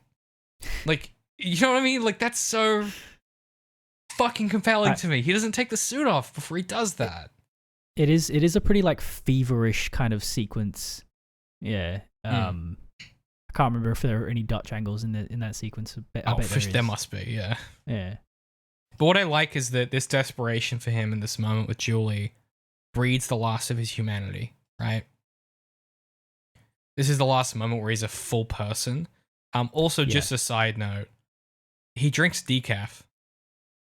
It's kind of interesting. I'm not sure what to make of that. No drugs. Yeah. I mean, that's another sort of consistent trope of people like Dex, right? Is that they're sober, and that's another counterintuitive thing. Is that, like, they're so delusional, yet they have this sort of strict sobriety. That's interesting. As a deeply not sober person, that's interesting to me. Wonder what that's like. Yeah, can't imagine. I think there's a question here for us of if we think about Dex as a person performing being an adult, a thing adults do is drink coffee. But he doesn't, like you said, he doesn't need the coffee because he's always it's just all noise all the time up here, right? And so instead he's doing the thing that is like performing being an adult, which is drinking decaf. I think that's interesting as well as a character note. Mm-hmm. And it raises these questions of, like, the fact that he says, hey, somewhere public, I just want to have a coffee. Like, he's saying this to Julie. He's like, I fucking promises an explanation. He doesn't drink coffee. And like that, and she takes him to her regular cafe to have that insulation. And then she buys her own coffee. There's all these little details that make this such a, like, this is one of those scenes where I was like, I couldn't look away. I was like, I need to know what happens. This is so compelling. Such great character work for me. Yeah, and there's like a general offbeatness about the scene too. Like when he does the bar out of nowhere, like she kind of freezes and then she reacts. Yeah, she's so uncomfortable. It's great. And then she It's literally the frame after this conversation. She walks into a flat and then she gets shot with a silenced pistol. It's really absurd. It's so absurd. It's that's why I thought it was funny. Like it's so ridiculous. But this is Fisk's his ability to exercise control over reality. Is he just snaps his fingers and this happens. And Do you at this point you know exactly why he does it as well, right? Because of what you've said previously, is that it was his last exit route to not being under the thumb of Fisk. Yeah. The final tether. Yeah. Which plays into this episode plot-wise, which is Nadeem zeroing in on Dex. Fisk is trying to remove any barriers to this guy being the pure tool of violence he needs him to be. Or perhaps, and this is what I like about Fisk, perhaps not that he needs him to be, but perhaps that he hopes he has in reserve should he need him. Right? And that's part of, like, I talked about this before with sort of Fisk and Palpatine, is these two kind of characters that on the surface can look like these master manipulators. But a big part of it is just developing tools to have in the belt in case you need them. And then being able to pull them out at the right moment when someone doesn't know you have them is the game. That's how you do this stuff. Matt has this conception of Fisk as this, like, fucking... He's playing 4D chess, the Star Trek thing. He's seen it all. But the truth is, like, Fisk just works on developing these tools he might need to be able to pull the levers on, and defends those tools aggressively and with vigor, and knows when to bring them out of the toolbox. And that's the trick. It's not planning for every scenario, right? It's just another one of those moments. See that. Yeah. But he also does plan for every scenario. He also, the motherfucker also... As we see later on when Dex comes to him and there's the same painters outside. It's crazy. Yeah. It's a great one. And the top is down too. Yeah. Ugh. Good stuff. Okay, let's talk about... Okay, so... Nadeem goes to the office and he gathers a collection to help pay for Dex's legal fees. Do you remember this? What the fuck are we supposed to make of that? Is that Nadeem lying and he just went into more debt to help Dex? Or is this like a lure? Like, what are we to make of this from Nadeem? I don't know. He already has... the rapport that he's crafted with Dex, I say crafted, like he wasn't playing him this whole time, but he has this relationship with him where he seems to be friendly with Dex because he's in his debt, and then he sort of exploits this relationship when he suspects that Dex might be the fake Daredevil, and so he creates this scenario of pretending to help Dex just to get him out of his apartment, right? Right. So it's sort of that entrapment to be able to go search his place. Yeah, it's just to keep him busy, yeah. Okay, then that makes sense. I didn't connect those dots. Because then Nadeem and Matt break in. Yeah. Right, okay, that makes sense. Again, really curious morals from Nadeem here, willing to cross some lines but not others. Yeah, I suppose, yeah. How do you feel about Dex? I have noted this down because I've never had anyone do this, but Dex texts Julie and it's Fisk on the other end. And the text is simply like, never speak to me again. I don't want to hear from you. It's like something really just like bullet in the head, And just this truly bullet in the head. Wow, that's very insensitive choice of words, David. Too soon? Yeah, it's just like an unforgivable manipulation, like just truly evil shit. Oh, yeah. Yeah, it's grim. It's dark. And then they break in, I guess, is kind of the next thing that happens. So, Nadeem and Matt break in. They kind of root around his place. Matt can smell that the suit was here, but isn't now. And he swipes a bunch of tapes, or he swipes at least the tape that's in the player. It's unclear how it's, I'm really curious Is this the first time we see that he can crack a safe with his fingers? No, It's like, we've talked about this. It's not. oh, have we? Okay. And Okay, I guess. that gun to my makes head, sense. I couldn't. Oh, too soon. I couldn't. I couldn't tell you where in the rest of the show it might be in the Defenders, maybe. But he's cracked. Oh no, It's that's Elektra right. It's in in season 2. Yeah, season 2 Yes. when they go to the Nakatomi building. I know That's that's not right. what it's called. But it is. It's an Nakatomi Plaza. Yeah, 100%. Yeah. Yeah. So we know that he has this on lock for real. Oh yeah. Well, if it was the first time, I just wanted to say that like it's such a imaginative use of his superpowers, and it's very, very good. Yeah, it's good. I also like that as he's doing it, Nadeem's like, "You can really do that," and he's like, "Not if you keep talking." It's such a cute moment. I like it. Yeah, it's a really simple scene. Matt kind of swipes some stuff, and this is sort of seemingly proof for both of them that Dex is the guy, but they have no evidence of that. So that's going to be another challenge they have to overcome. Foggy then, so Foggy goes to the Hell's Kitchen Club kind of dinner, which is like clearly a members dinner. It's hard to, it feels like a union, but it's not. So I think maybe it's like a, I don't know what we're supposed to think this society is. It's just a bunch of elites meeting up, right? Because it's the Right, but then why is the movers of butcher shop society? involved? Like he gets his invite because of his family. That's a good point. I've got nothing.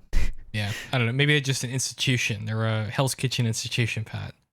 Yeah, Yeah, it's And- quiz night. it's it's guest night. Pay $5, you can get in. Foggy basically makes a pretty good pitch to Tower in front of everybody about what Fisk is up to, where he kind of goes, "Hey, you know, Fisk is diming out anybody in the city who is competition to him. He is using the FBI to erode any power that isn't his in the city. He's becoming a one-man bribery, exploitation, murder, all these things. He's becoming the guy. He's becoming, if you will, the kingpin. And I might just, I will. And what's really compelling about this moment is the whole point of this was that Karen would be there and she would report on it, because she can't report unsubstantiated claims, but she can report what someone else says, which is one of those things that I have literally had to do for somebody to get their Wikipedia page corrected. Because if you send something to Wikipedia and you say, "Hey, this is wrong," they go, "We need third-party evidence." So I once wrote an article for someone that included a detail about them so that they could reference it in Wikipedia, so they could correct a mistake in Wikipedia. So this shit really does happen. This is really how press works. It's how citing sources work, mate. That's how, mate, listen. Second party confirmation, right?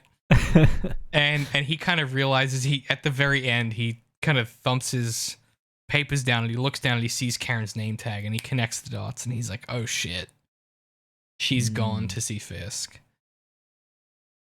How does this work for you?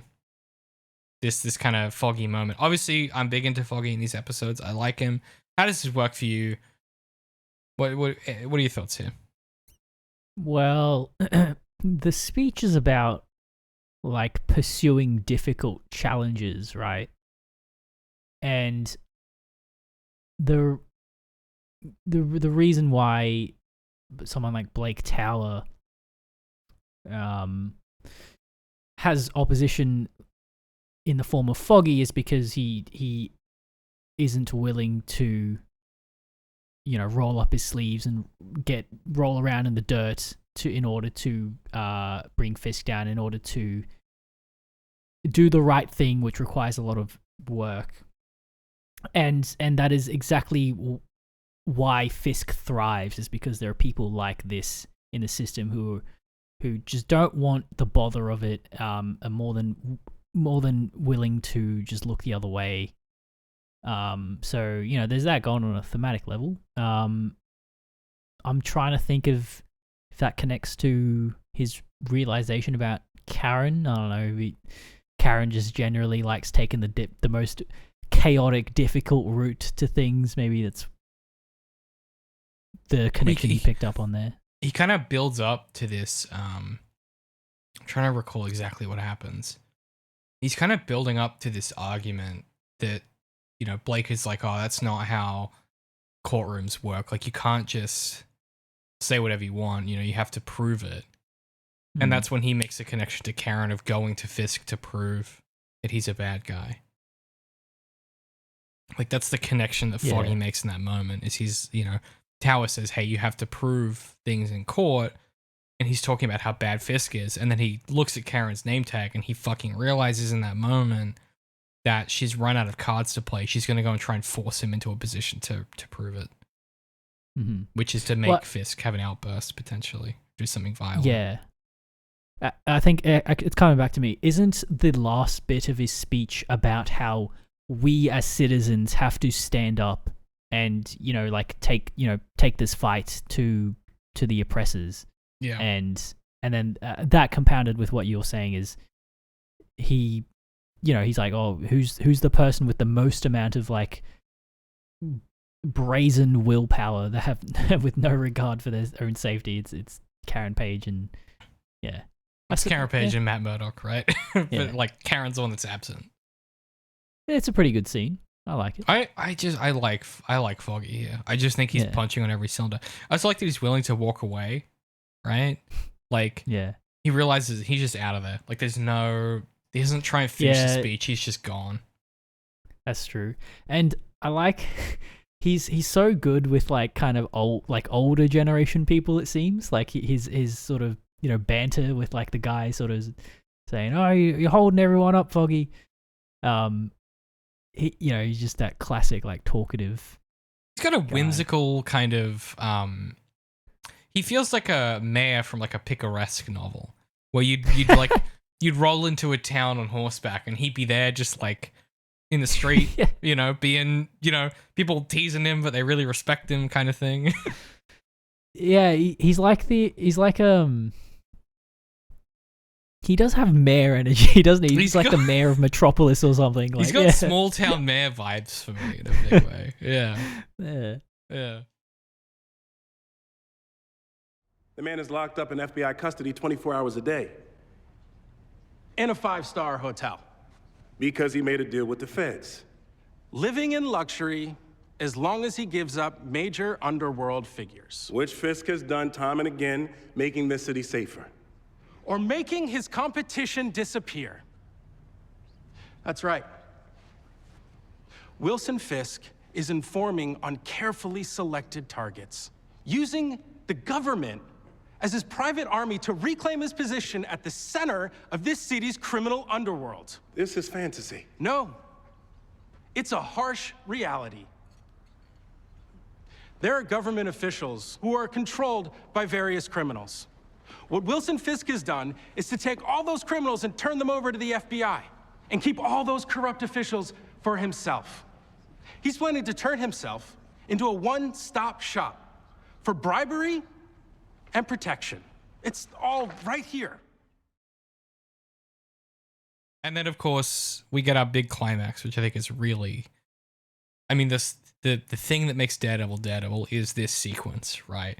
Which is Karen goes to confront Fisk, right? And the whole time she's on the way, you're like, what's her game? What's she doing? And I love the way this starts. She comes in. Fisk comes out and he's like, I'm surprised to see you. You know, I have to admit, it's a surprise that you're here, or something like that. And Karen is sort of standing stationary. She's like she hasn't moved from the spot that she's picked on the carpet until Fisk talks enough that she has a beat on him. There's some really interesting physical blocking happening in this exchange where she waits for him to make a concession before she decides to move. And it's when he says, "Oh, do you want tea?" And she's like, "No, I'm not here for tea." That's when she decides to physically move. And I like the way that she forces him to meet her or to sort of engage with her. There's this kind of general sense the whole time that she's kind of luring him in a way that he can't quite stop. And the part of the thing that I really like about this exchange is her end goal isn't so much explicit as it is, if I just rattle him enough, I have enough things that I can lay out, enough cards I can play, maybe he'll try and hurt me. Like, I know the monster that's within, right? I'm upstairs. We're upstairs right now. Maybe I can bring downstairs upstairs. She's just trying to scratch him enough to peel back the skin to reveal the true person he is. And that's her goal here, is like you said, like, put herself in harm's way, put herself in jeopardy, at least make a difference. And if that means she gets killed, she gets hurt, whatever. But she's putting herself in the firing line. And the particular way she leans on him, I find, is really compelling, where it's very slow and kind of, she lets him dwell on every moment they have together.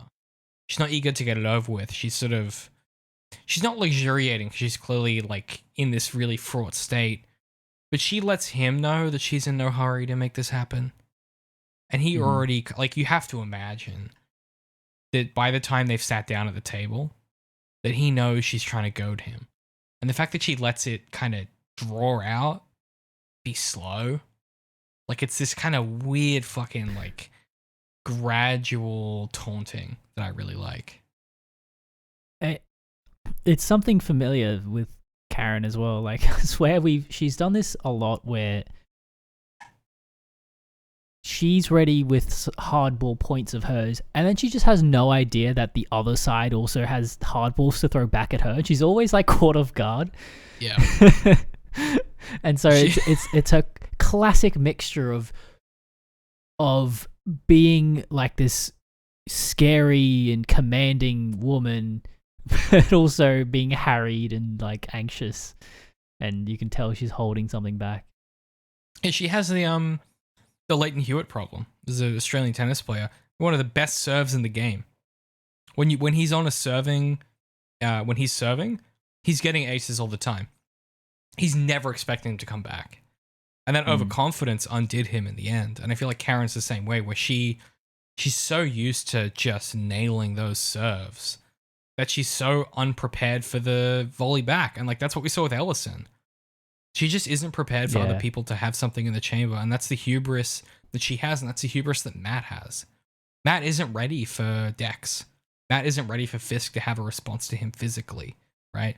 These are the same, it's the same character schema, just like presented differently in different vectors. Wow, I can't believe you snuck in a sporting reference into our show. Yeah, that's right. A You're sporting welcome. analogy, Yeah. Sports ball, baby. Fisk says, Fisk goes, "You asked why I let you in. Reason is, I have a few questions of my own. You're a respected journalist, but at one time you were merely a secretary at a law firm. To Matt Murdock, yes. Intimately involved in his affairs. Tell me, so at what point did you learn about Mr. Murdoch's secret life?" And then he studies Karen's face and he says, "Yeah. Thank you, Miss Page." Oh. Just Vinny D at the height of his powers in this scene. I know, dude. His performance is so good. I like his I like the way he says, "Yeah, thank you." It's this Miss reserved, Page. like it. He knew that it was true. Yeah. It's it's he knew that it was true, and it's not like, you can imagine another actor making this into a sound of relief, but for him it's still in cadence. Like, it's still it's not relief because he already knew. It's consistent with what he's saying, because the point of him bringing it up is to put her off balance, not to confirm the information.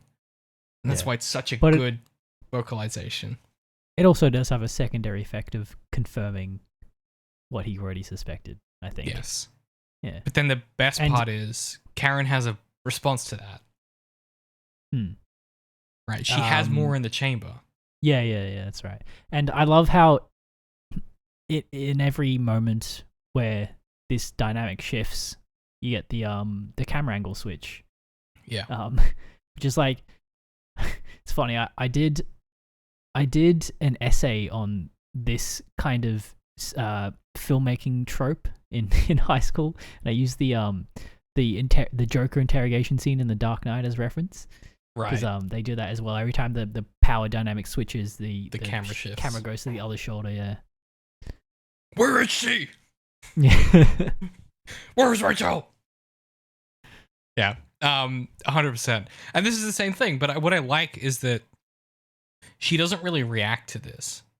She takes a beat and she goes, I can't imagine what it's like. I mean, I know what it's like when they don't call back. Do you ever think about what happened to James Wesley? And she kind of like leans on him with this psychic pressure where she's like, you know, you keep calling and then it's like a ghost on the other line. You just get their voicemail. And after a few days, you think if they're alive, I'm going to kill them. You ever wonder what happened to him? He died quickly, I'll tell you that. You know, I shot him 7 times because the clip ran empty. And he deserved much more. And Fisk is like trembling. Like Vinny D, for those of you who aren't watching along, Vincent D'Onofrio is like every muscle in his face is trying to contort into like blind rage, and he's just like trembling, trying to keep it under control. He just it's like this thing within him is wrestling to get out. And she keeps making eye contact and daring him to do it. And the second when she has him, when she's goaded him into reacting, he's about like he starts to roar with his primal rage, and he goes to get up and do what Fisk does, which is like grab her head and just go into the desk. The FBI appear. Mm-hmm. Foggy's there. And it's like they were this close. They were this close, Pat. This close. I mean, she had him. She had him. Do you not think she had him? Yes. I reckon if they didn't interfere, she probably might have died. Yeah. So in that sense, she had him. Do you think this bit is intentional? Because I remember it even got me again this time, but especially the first few times. When the police come in, they put Karen in handcuffs. And I thought it was like, I was like, oh, was this orchestrated by Fisk to like get Karen to confess to murder or something like that? No, did the police record this? Yeah. Foggy tells the FBI that she's gonna kill him. She's gonna kill Fisk. That's why they handcuff her. Yeah. But I mean, that's where my mind went to in the moment. Did yours go there? Not. I think I was just like, why? I didn't think I was so immersed that I was just like, why are they handcuffing her? What the fuck is happening? Like I was so in the scene that it didn't even occur to me till you just said it. That's that's the thing. I'm into that scene. I was in that scene as well, and then that always takes me out of it. It gets me a bit confused. I'm like, wait, what? I've kind of learned to accept that with Daredevil because so many scenes start or end with someone doing something where I'm like, where is this going? Yeah. Like I've had to accept it as part of the exercise, I suppose. Mm-hmm. But I mean, this is an all-time Daredevil moment for me. This conversation, the way that Karen, like, this isn't just Karen's out of cards to play. This is like Karen has. She, you know, in the elevator as they're leaving, Foggy's like, I only have to worry about one Matt Murdock. I shouldn't have to worry about you becoming him. It's Karen is like, she wants to die in the same way that Matt did at the start of the season, where she's so out of things that she's so out of options. That for her, the idea of dying for the right reason seems to be the only course of action here. And that's robbed from her in this moment, in the same way that it's robbed from Matt. And if we think about these questions of twinning in this season, which I think is like inevitable, right? You have the man in black and then Fisk, the man in white. You have Dex, the man in the Daredevil suit, and you have Daredevil himself. Like, these aren't accidents, right? Like, these things are in conversation with each other when they're put into the text. And I think this moment for me is that moment of Karen giving herself over to that impulse that Matt has that she's fought so hard against. She spent her entire life since whatever happened with her dad and with her brother. She spent her entire life running from that. There's a moment where she kind of gives in to that impulse of like, it's just too hard. Like, if I can just die for the right reason, maybe that's enough. And that was what Matt thought at the end of The Defenders. And she too is doomed to survive. And again, it's that nice parallelism that I think is happening. That is very clean. Yeah. Which is part of why I think like I wish there was more mess here, but that's no one's fault. It's just how shows go sometimes. We already talked about Dex at the start. He talk to me about this, Pat. He burns the tapes. So Dex goes home and he unwinds the first tape, and then he torches the therapy tapes. Okay. Yeah, that's right. I didn't write down any notes for this, but let me think. So the setup here is previous episode, tries to reconnect with Julie. She gets got. And he comes home. This is the first scene we've seen with him since then. Mm-hmm. After he got that text, the heartbreaking text, and he burns the therapy tapes. Oh, right. Okay, so yeah, it was his last ditch attempt at trying to course correct his life to what his therapist, his OG therapist, told him to do, which is to seek out structure, direction, consistency. As we were talking about, his attempt at finding that in Julie was his last ditch attempt. That was the last exit off the highway to supervillainy. And now that avenue is gone, he says, "Fuck it. This is a path that I can't come back from, so I may as well just fully delve into my chaotic side." I think that's true. And there's this other like plot thing happening, which is Nadeem is closing in, and these tapes are evidence that he's a psychopathic killer. Oh yes, because he knows that Matt stole one or Nadeem stole one. Yeah, he knows one's missing, and so I think for him that's like it's both. It's evidence. I think it's God, this show is so good. It's evidence of who he was and who he is. And it's evidence of the person he's becoming. And if he can extinguish that evidence and destroy that history, maybe he'll like maybe it's the history that's the problem. Maybe it's the therapist saying all these things that's the problem. Like, what if he gave himself over fully to Fisk, and the only way to do that is to remove the other thing that is possible, which is this path back. It's really great symmetry to me. yeah. And also just like deeply tragic, this character. Like Dex is in some ways he's still that same kid throwing that baseball against the sign out front of the little boys' home. Like in some ways he hasn't really moved on from that. And that's what I like about him. It's interesting how there's a consistent it's a consistent quality about Dex in that he never got fixed, essentially. Like his enthusiasm for like hurting things never went away. Despite years of following the advice of his therapist. And so it's like,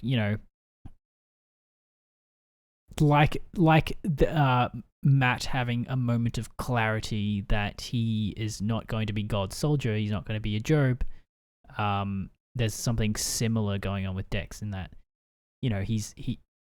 the path he's walked all his life hasn't fixed him, hasn't gotten him where he wants to be. So fuck it, just gonna try something new.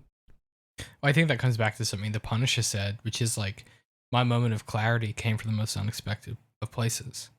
Right? And for Frank Castle, that was a path forward for the moment, right? It treated the symptoms, not the cause.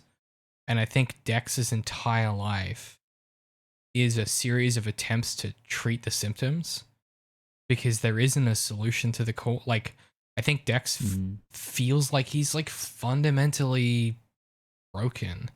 Keeps trying to perform this person he thinks he should be. And someone finally says, hey, maybe like the performance is the issue. Maybe you're trying to mask the symptoms. Maybe they're not symptoms at all.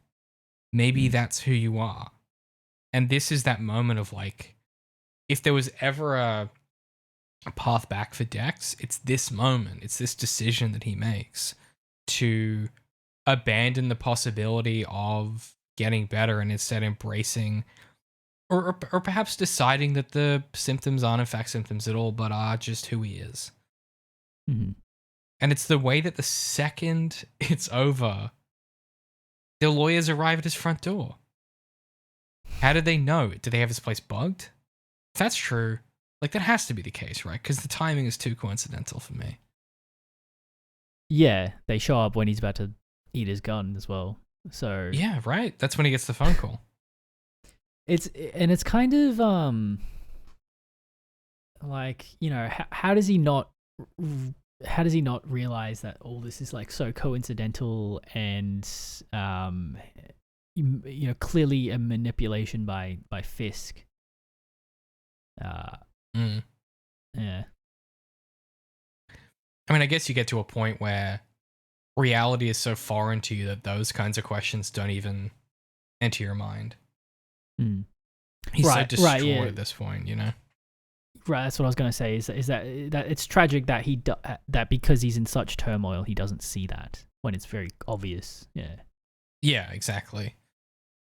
Another thing I like about Dex here, I mean, it's remind me, how does Nadeem get injured? Is that in their escape from Dex's place? Yeah. Dex ricochets the bullet off the pipe. That's we didn't talk right. about. That was really cool. Yeah. Do you want to set that up for us just real quick?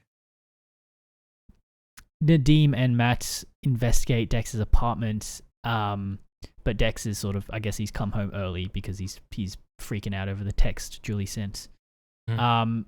Dex hears people in his apartment, so he grabs some glass things, projectiles he can throw at them. Like a little glass chandelier? Yes, some weird object.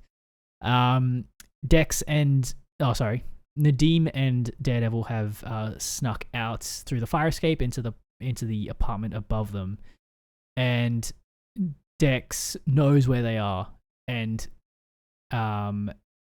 he's using a mirror in the apartment across the way to track them, right? There's like a reflection in a window or something, and he has a scope and a handgun, just a pistol, and he's aiming very carefully, shoots, he ricochets the bullet off like a metal pipe or something and back into the floor. It's awesome. Above him. It's so cool. It's so cool. And he misses a bunch of times. He catches Nadeem once on the way out. And yeah, it's like, again, like Matt just does not have this guy's number in any way in this moment. It's the thing we said about the bulletin confrontation, which is like at distance, Dex just has it. Okay, that's good to know that that's how Nadeem gets injured. Yeah.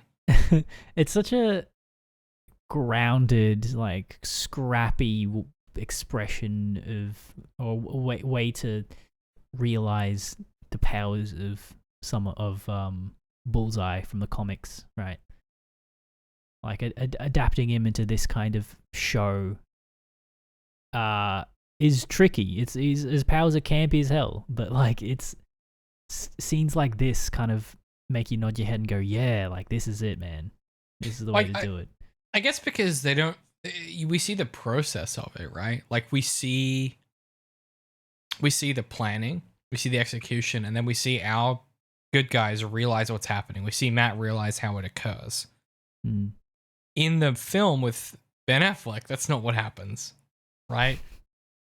This is like, it's like logistics. It's like you're upstairs, he's downstairs.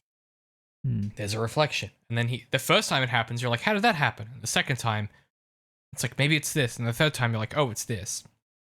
It shows you. But it's such a wild thing. Like, not the best marksman in the world can't ricochet a bullet off the building on the opposite side of the street. And so, yeah, it makes a lot of sense that they're like, I think it came from across the street. And Matt's like, no, I think it came from downstairs. Downstairs, yeah. And there's this incredulousness to this situation. And it's like, yeah, that's how you would react. Well, yeah, I mean, like, the best marksman in the world didn't fucking ricochet a baseball to kill his coach at age, 6, right? Like, yeah. This guy is just, he's made of some other substance and material. You know? He's built different.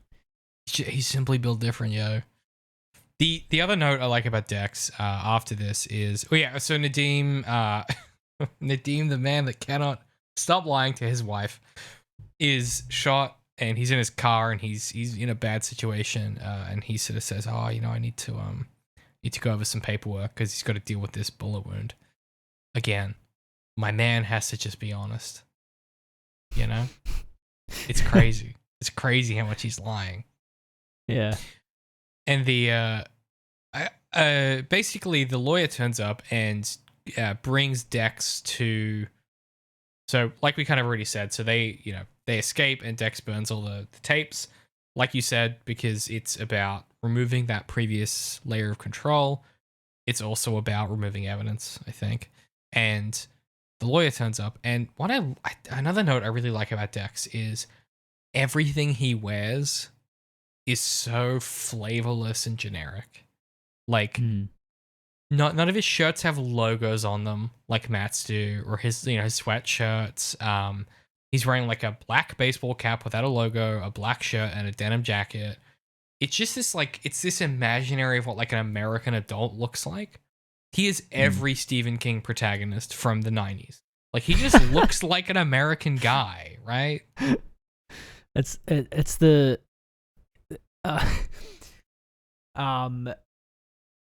it's Ryan Gosling's disguise at the beginning of Drive when he's walking out of the football stadium. Yeah, it's Captain America and the Winter Soldier. Yeah. Just look like nobody ever has looked. Do you want to set up the big thing that's really important here, which is Fisk? So Dex is brought in to visit Fisk, and this moment happens that is kind of I feel the show kind of putting its stake in the ground and going, this will be really important later. You've already kind of alluded to it. I'm sorry, what's the scene? So Fisk is in his little control room. Dex walks in. Oh, yes, that's right. Yeah. Dex is losing it. Yeah, so, okay. This is after he's killed Julie. Fisk has done it, but Dex doesn't know that. Dex is in a lot of turmoil right now, and Fisk offers an outlet for his feelings. Just a primal scream. That's a good Fisk, Pat. That's a good Fisk. Which he lets out, and it does seem to do him some good. But more so, the more important thing is that in this moment of vulnerability, Fisk takes this moment to assert his control, his like a father figure kind of energy to Dex. He embraces him, and then he gives a little nod to Felix Manning, who goes outside, and then the workers who are pretending to pack all the tarps up, implying that if Dex didn't do that, they were going to kill him. Yeah. If he wasn't pliable enough to become Fisk's puppet, then Fisk had no more use for him. Yeah, they have on the ground on the walls the plastic tarps that they used when they killed Julie. It's the same setup. I didn't pick up on that, by the way. That's a really good pick. Right. Yeah. So this is going to become a thing. I don't want to foreground anything too much, but like this is going to become a thing the show catches out on in a big way. And I think it's interesting it starts with Dex, right? Like the most desperate cornered rat of a show that we've seen. They're this guy who just cannot become a person. This is our first introduction to it. This primal scream thing, right? Yeah. Yeah.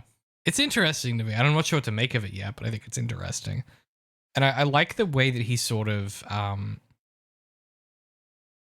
don't know how to put this into words. Fisk is a guy who just had Karen come in and kind of rub his face in the fact that like he's always been broken, right? Like he's always like he killed his dad. Like, and she goes, I wonder if there's any part of you that isn't broken.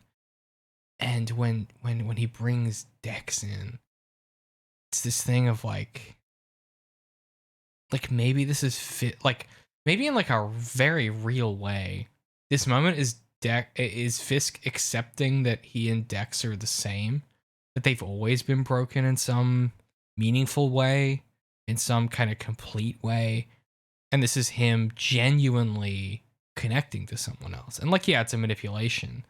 He might kill him if he doesn't agree, but like maybe this is Fisk like owning that true part of himself that Karen, you know, can see or can anticipate. Of like, I don't know. There's something here that feels really important to me, or really elemental about Fisk. I think he's sincere in his evilness, you know. Right. Yeah, yes, he was going to kill Dex if he didn't do the scream, but he did, and that works out just fine for Fisk. You know, it's right. Better. That's what Fisk wanted. That's the outcome he wanted, so that he could validate Dex's existence, and by extension, you know, sort of feel good about himself as well, because there are more people like him, and I don't know, maybe he does get a certain satisfaction out of nurturing the type of evil that he is. That's really well said. Yeah, I think that's exactly it. It's like, what if I can make someone else in my image, you know? He talked in the first season about like, you know, these biblical stories, if we take it to be the kind of epic, like maybe he fancies himself a fashion of a particular kind of god. Like maybe he's wearing the white now. Is he the Messiah? Can he fashion his disciples into apostles, right? Like, is this the start of that journey? And the answer seems to resoundingly be yes, unless someone stops him. And the answer to that seems to be no one can. And like, it's like a terrifying question of like, well, if this dude gravitates, he has this gravity. And if you're a particular type of evil, you get trapped in his orbit, can't escape. Because he has all the levers to keep you trapped. Is this the beginning for Fisk of this like undying empire in his head? This like kind of his complete dominance of reality of Hell's Kitchen, right? This is the beginning. It's like, is this proving out to him a theory he's had forever, which is like, there are others like me, I'm not alone. And if only I could lead them, if I could find my flock, I could become the leader of that flock. Is that this moment for him? Yeah, that's an interesting question. I don't know. Because I feel like, I mean, Fisk is a cultured man. He's traveled around the world. You know, he speaks a bunch of languages. But like, do you ever get the sense that because what you're talking about here, his desire to,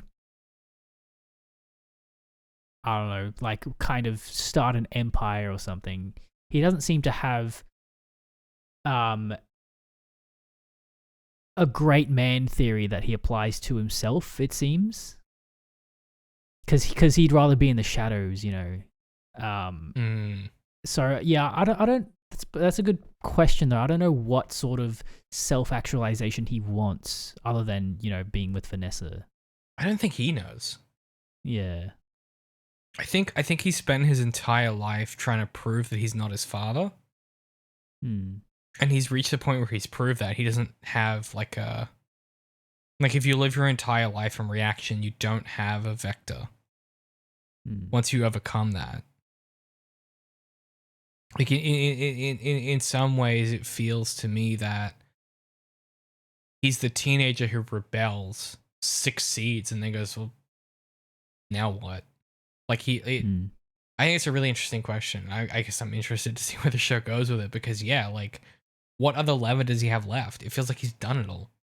Like, it feels like in this moment, he wins everything he's ever wanted.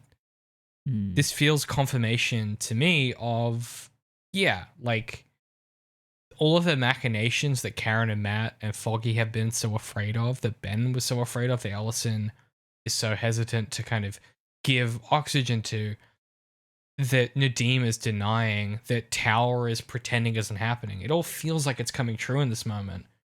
And perhaps the most interesting question is, like, well, where does that leave Fisk? Like, if you get everything you ever wanted, and this is the pathway to get Vanessa back, if you have everything you ever wanted, then it was what you wanted. It's not what you want. So where does the ambition go from here? Well, if I recall, I think he does set his sets a bit to a higher goal in the coming episodes, if I remember correctly. So I'm sure he does. That little fucking weasel, that little motherfucker. Okay, we should talk about the bombshell at the end of this episode, Pat. What's that? That you and I both knew, I think, that I recalled, that the audience may not have known, which is that Maggie is, in fact, Matt Murdock's mother. Yeah. I mean, I feel like even people watching this the first time would be able to put that together. Listen, unless this is your first story, come on. Come on.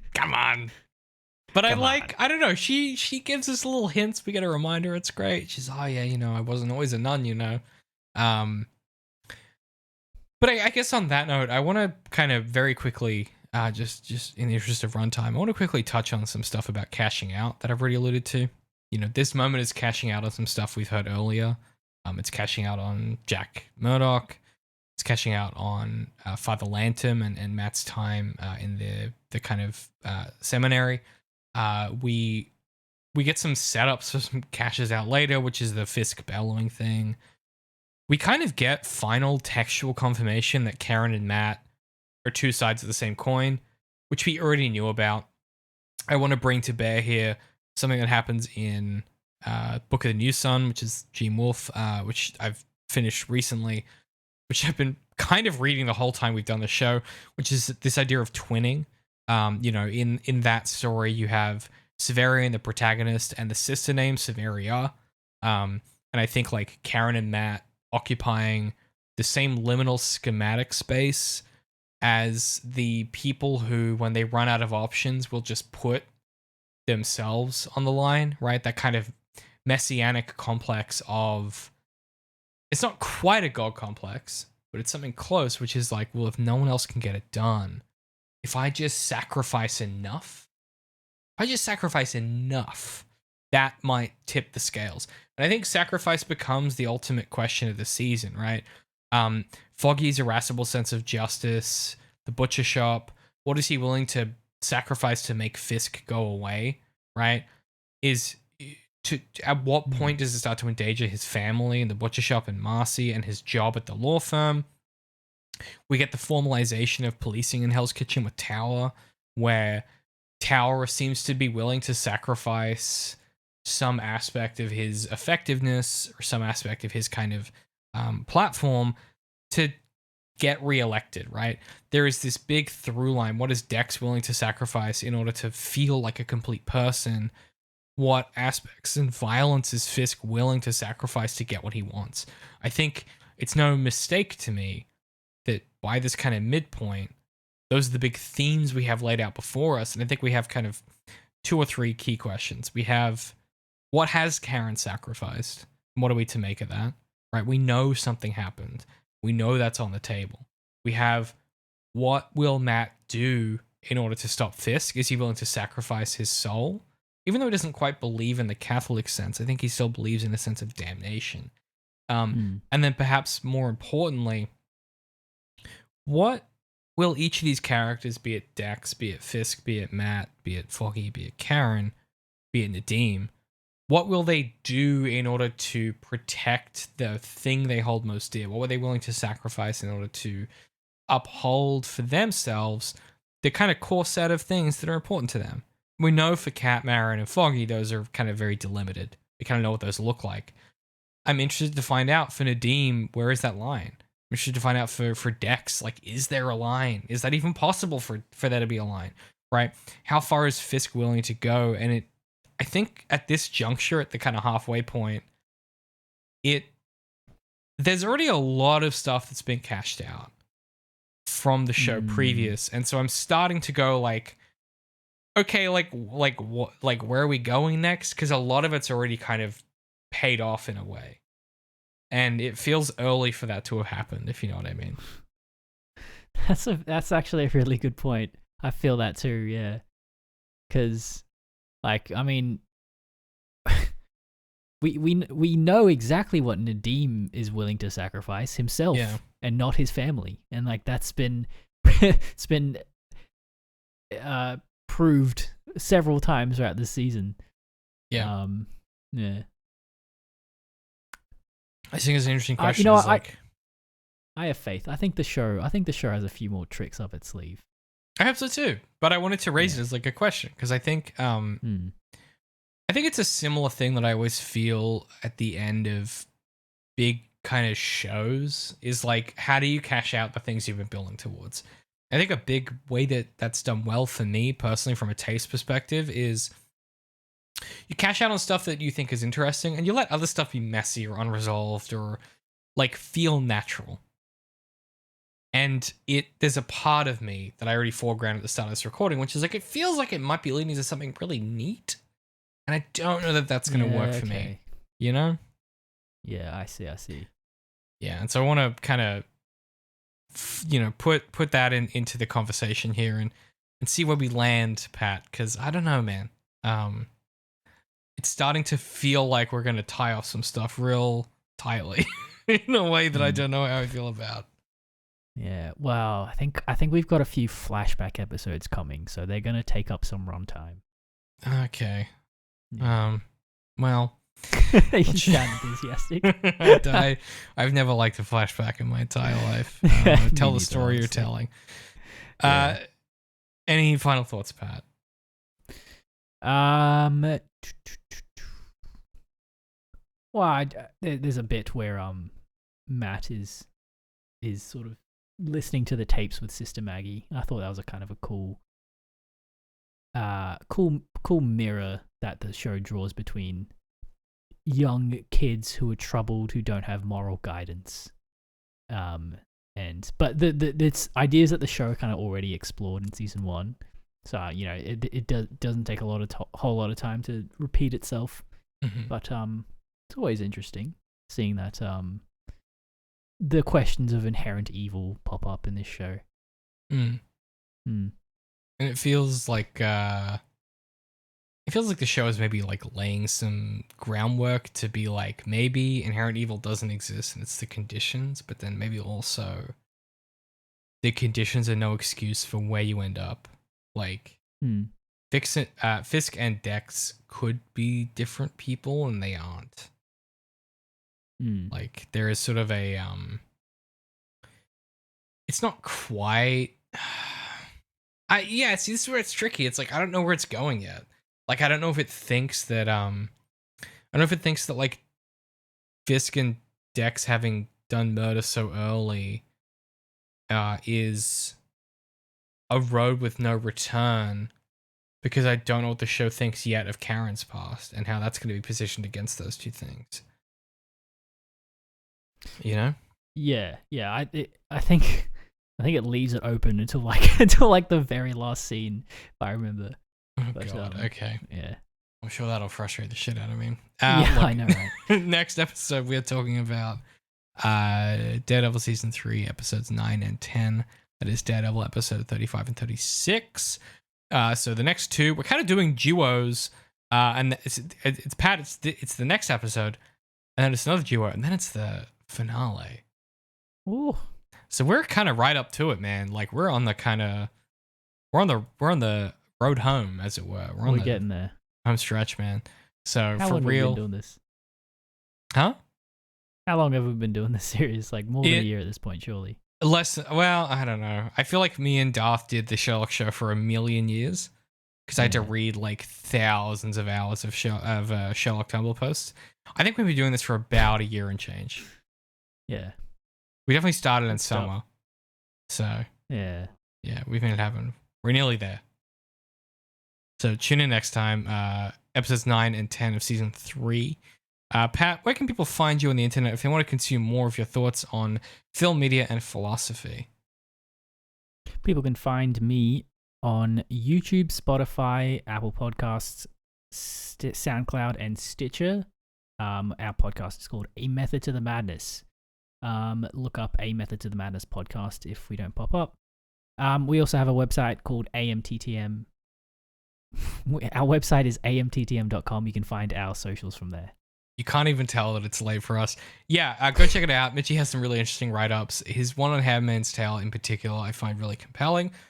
If you enjoy the kinds of stuff that we do here, you will enjoy A Method to the Madness. It is very much the offshoot of the same tree, as it were. You guys know the deal. ZeroIndent.com is where you can find everything we do. UnderInk.Press for merch, books, everything else we do. We appreciate the heck out of you watching or listening to this. We realize that what we do here is niche kind of academic media crit. It's not for everybody. And so the people that do choose to support us at patreon.com/ZeroIndent mean a lot to me. And they help us keep the lights on. They help us justify the time it takes for the edit, everything that goes into this, the research, all of it. We appreciate the heck out of it. We will catch you guys next time for the next episode, our penultimate episode. A semi-final. Right. If it was a sports thing, it'd be a semi-final. No, that's not right. It'd be a quarterfinal. Quarterfinal. Then the semi-final, then the final. Yeah. Because our audience famously into sports, so. Yeah. What a compellingly relatable thing for me to say. Look, you guys get it. It's a podcast. Give it a comment, rating, or review wherever you consume it. And we'll be back next time to kind of continue headlong toward the end of the show. I'm really excited to see where it goes. Curious to see how we feel about how all this stuff pays off. That'll do it. Pat, take us out with your famous Daredevil outro. Fuck you. Always doing this to me.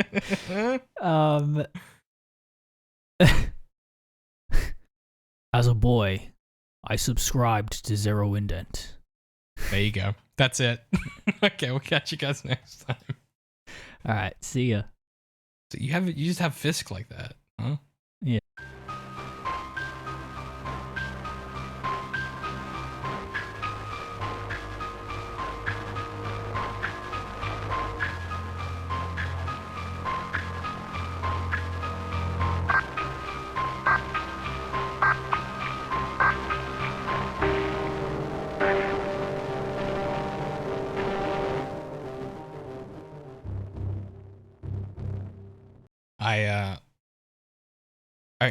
Because I slept so well, I woke up and I was like, I feel pretty good. So like I walked to the gym and I did a bit of a workout, and then I was like, oh, I'll do, because I haven't really done any food prep for this week. I didn't need groceries or anything. I was like, I just go to the grocery store. And I had this thing I do sometimes when I'm trying to save money, where you can buy like a pack of 12 mini pizza bases, and they're like about that big, they're small. And that's a meal for the most part. You just chuck that in the oven. You can freeze them. So you make it all up. You put all the topping and stuff on it. You just freeze it in a bit of cling wrap, and or a bit of foil or whatever. And that's a decent amount of meals for a very small amount of money. And I bought the ingredients. I was like, I got some chicken thigh. I was like, I'll do a few tandoori ones. I'll get some ham and some salami. I'll get some, red onion. Like I'm doing there's a lot of veggies on it and shit, right? Some red capsicum, maybe some pepper. And I get home. So I walk to the gym, done my workout, fucking exhausted, and it's like 8 a.m. Get to the shops, do my shop, get home, walk in the front door, put the bag down, and I go, fucking forgot the tomato paste.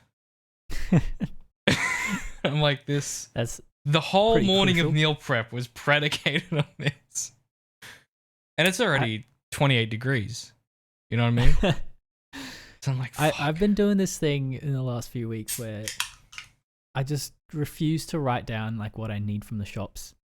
And the only thing I need is like milk. And I go to the shops and I just buy everything but milk, and I'm like, fuck.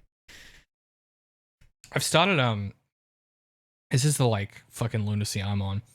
I've separated my shopping list based on the thing I'm making. Right.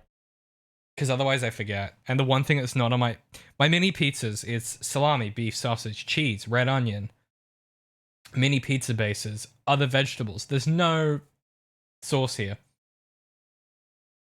Fucking idiot. Well, I normally have tomato paste somewhere in my cupboard, like passata. I normally would, but yeah. Well, that's why I didn't think of it, because I was like, that's probably... Yeah, exactly. It's in the cupboard. I've done or that a it's few in the times as fridge. well. I'm like, I'm going to make pasta, and like, do I have passata? Surely I do, and then I don't. I just stitched myself up, I think is what happened. So I had to like... I had to be like, and then walk back to the fucking grocery store like a fucking idiot. For one thing. The cashier's all pointed and laughed. This guy forgot his pasta sauce. Oh, the homie working the self-checkout at Coles definitely clocked me. And he's like, "Are you back?" That's crazy. Like, he knew.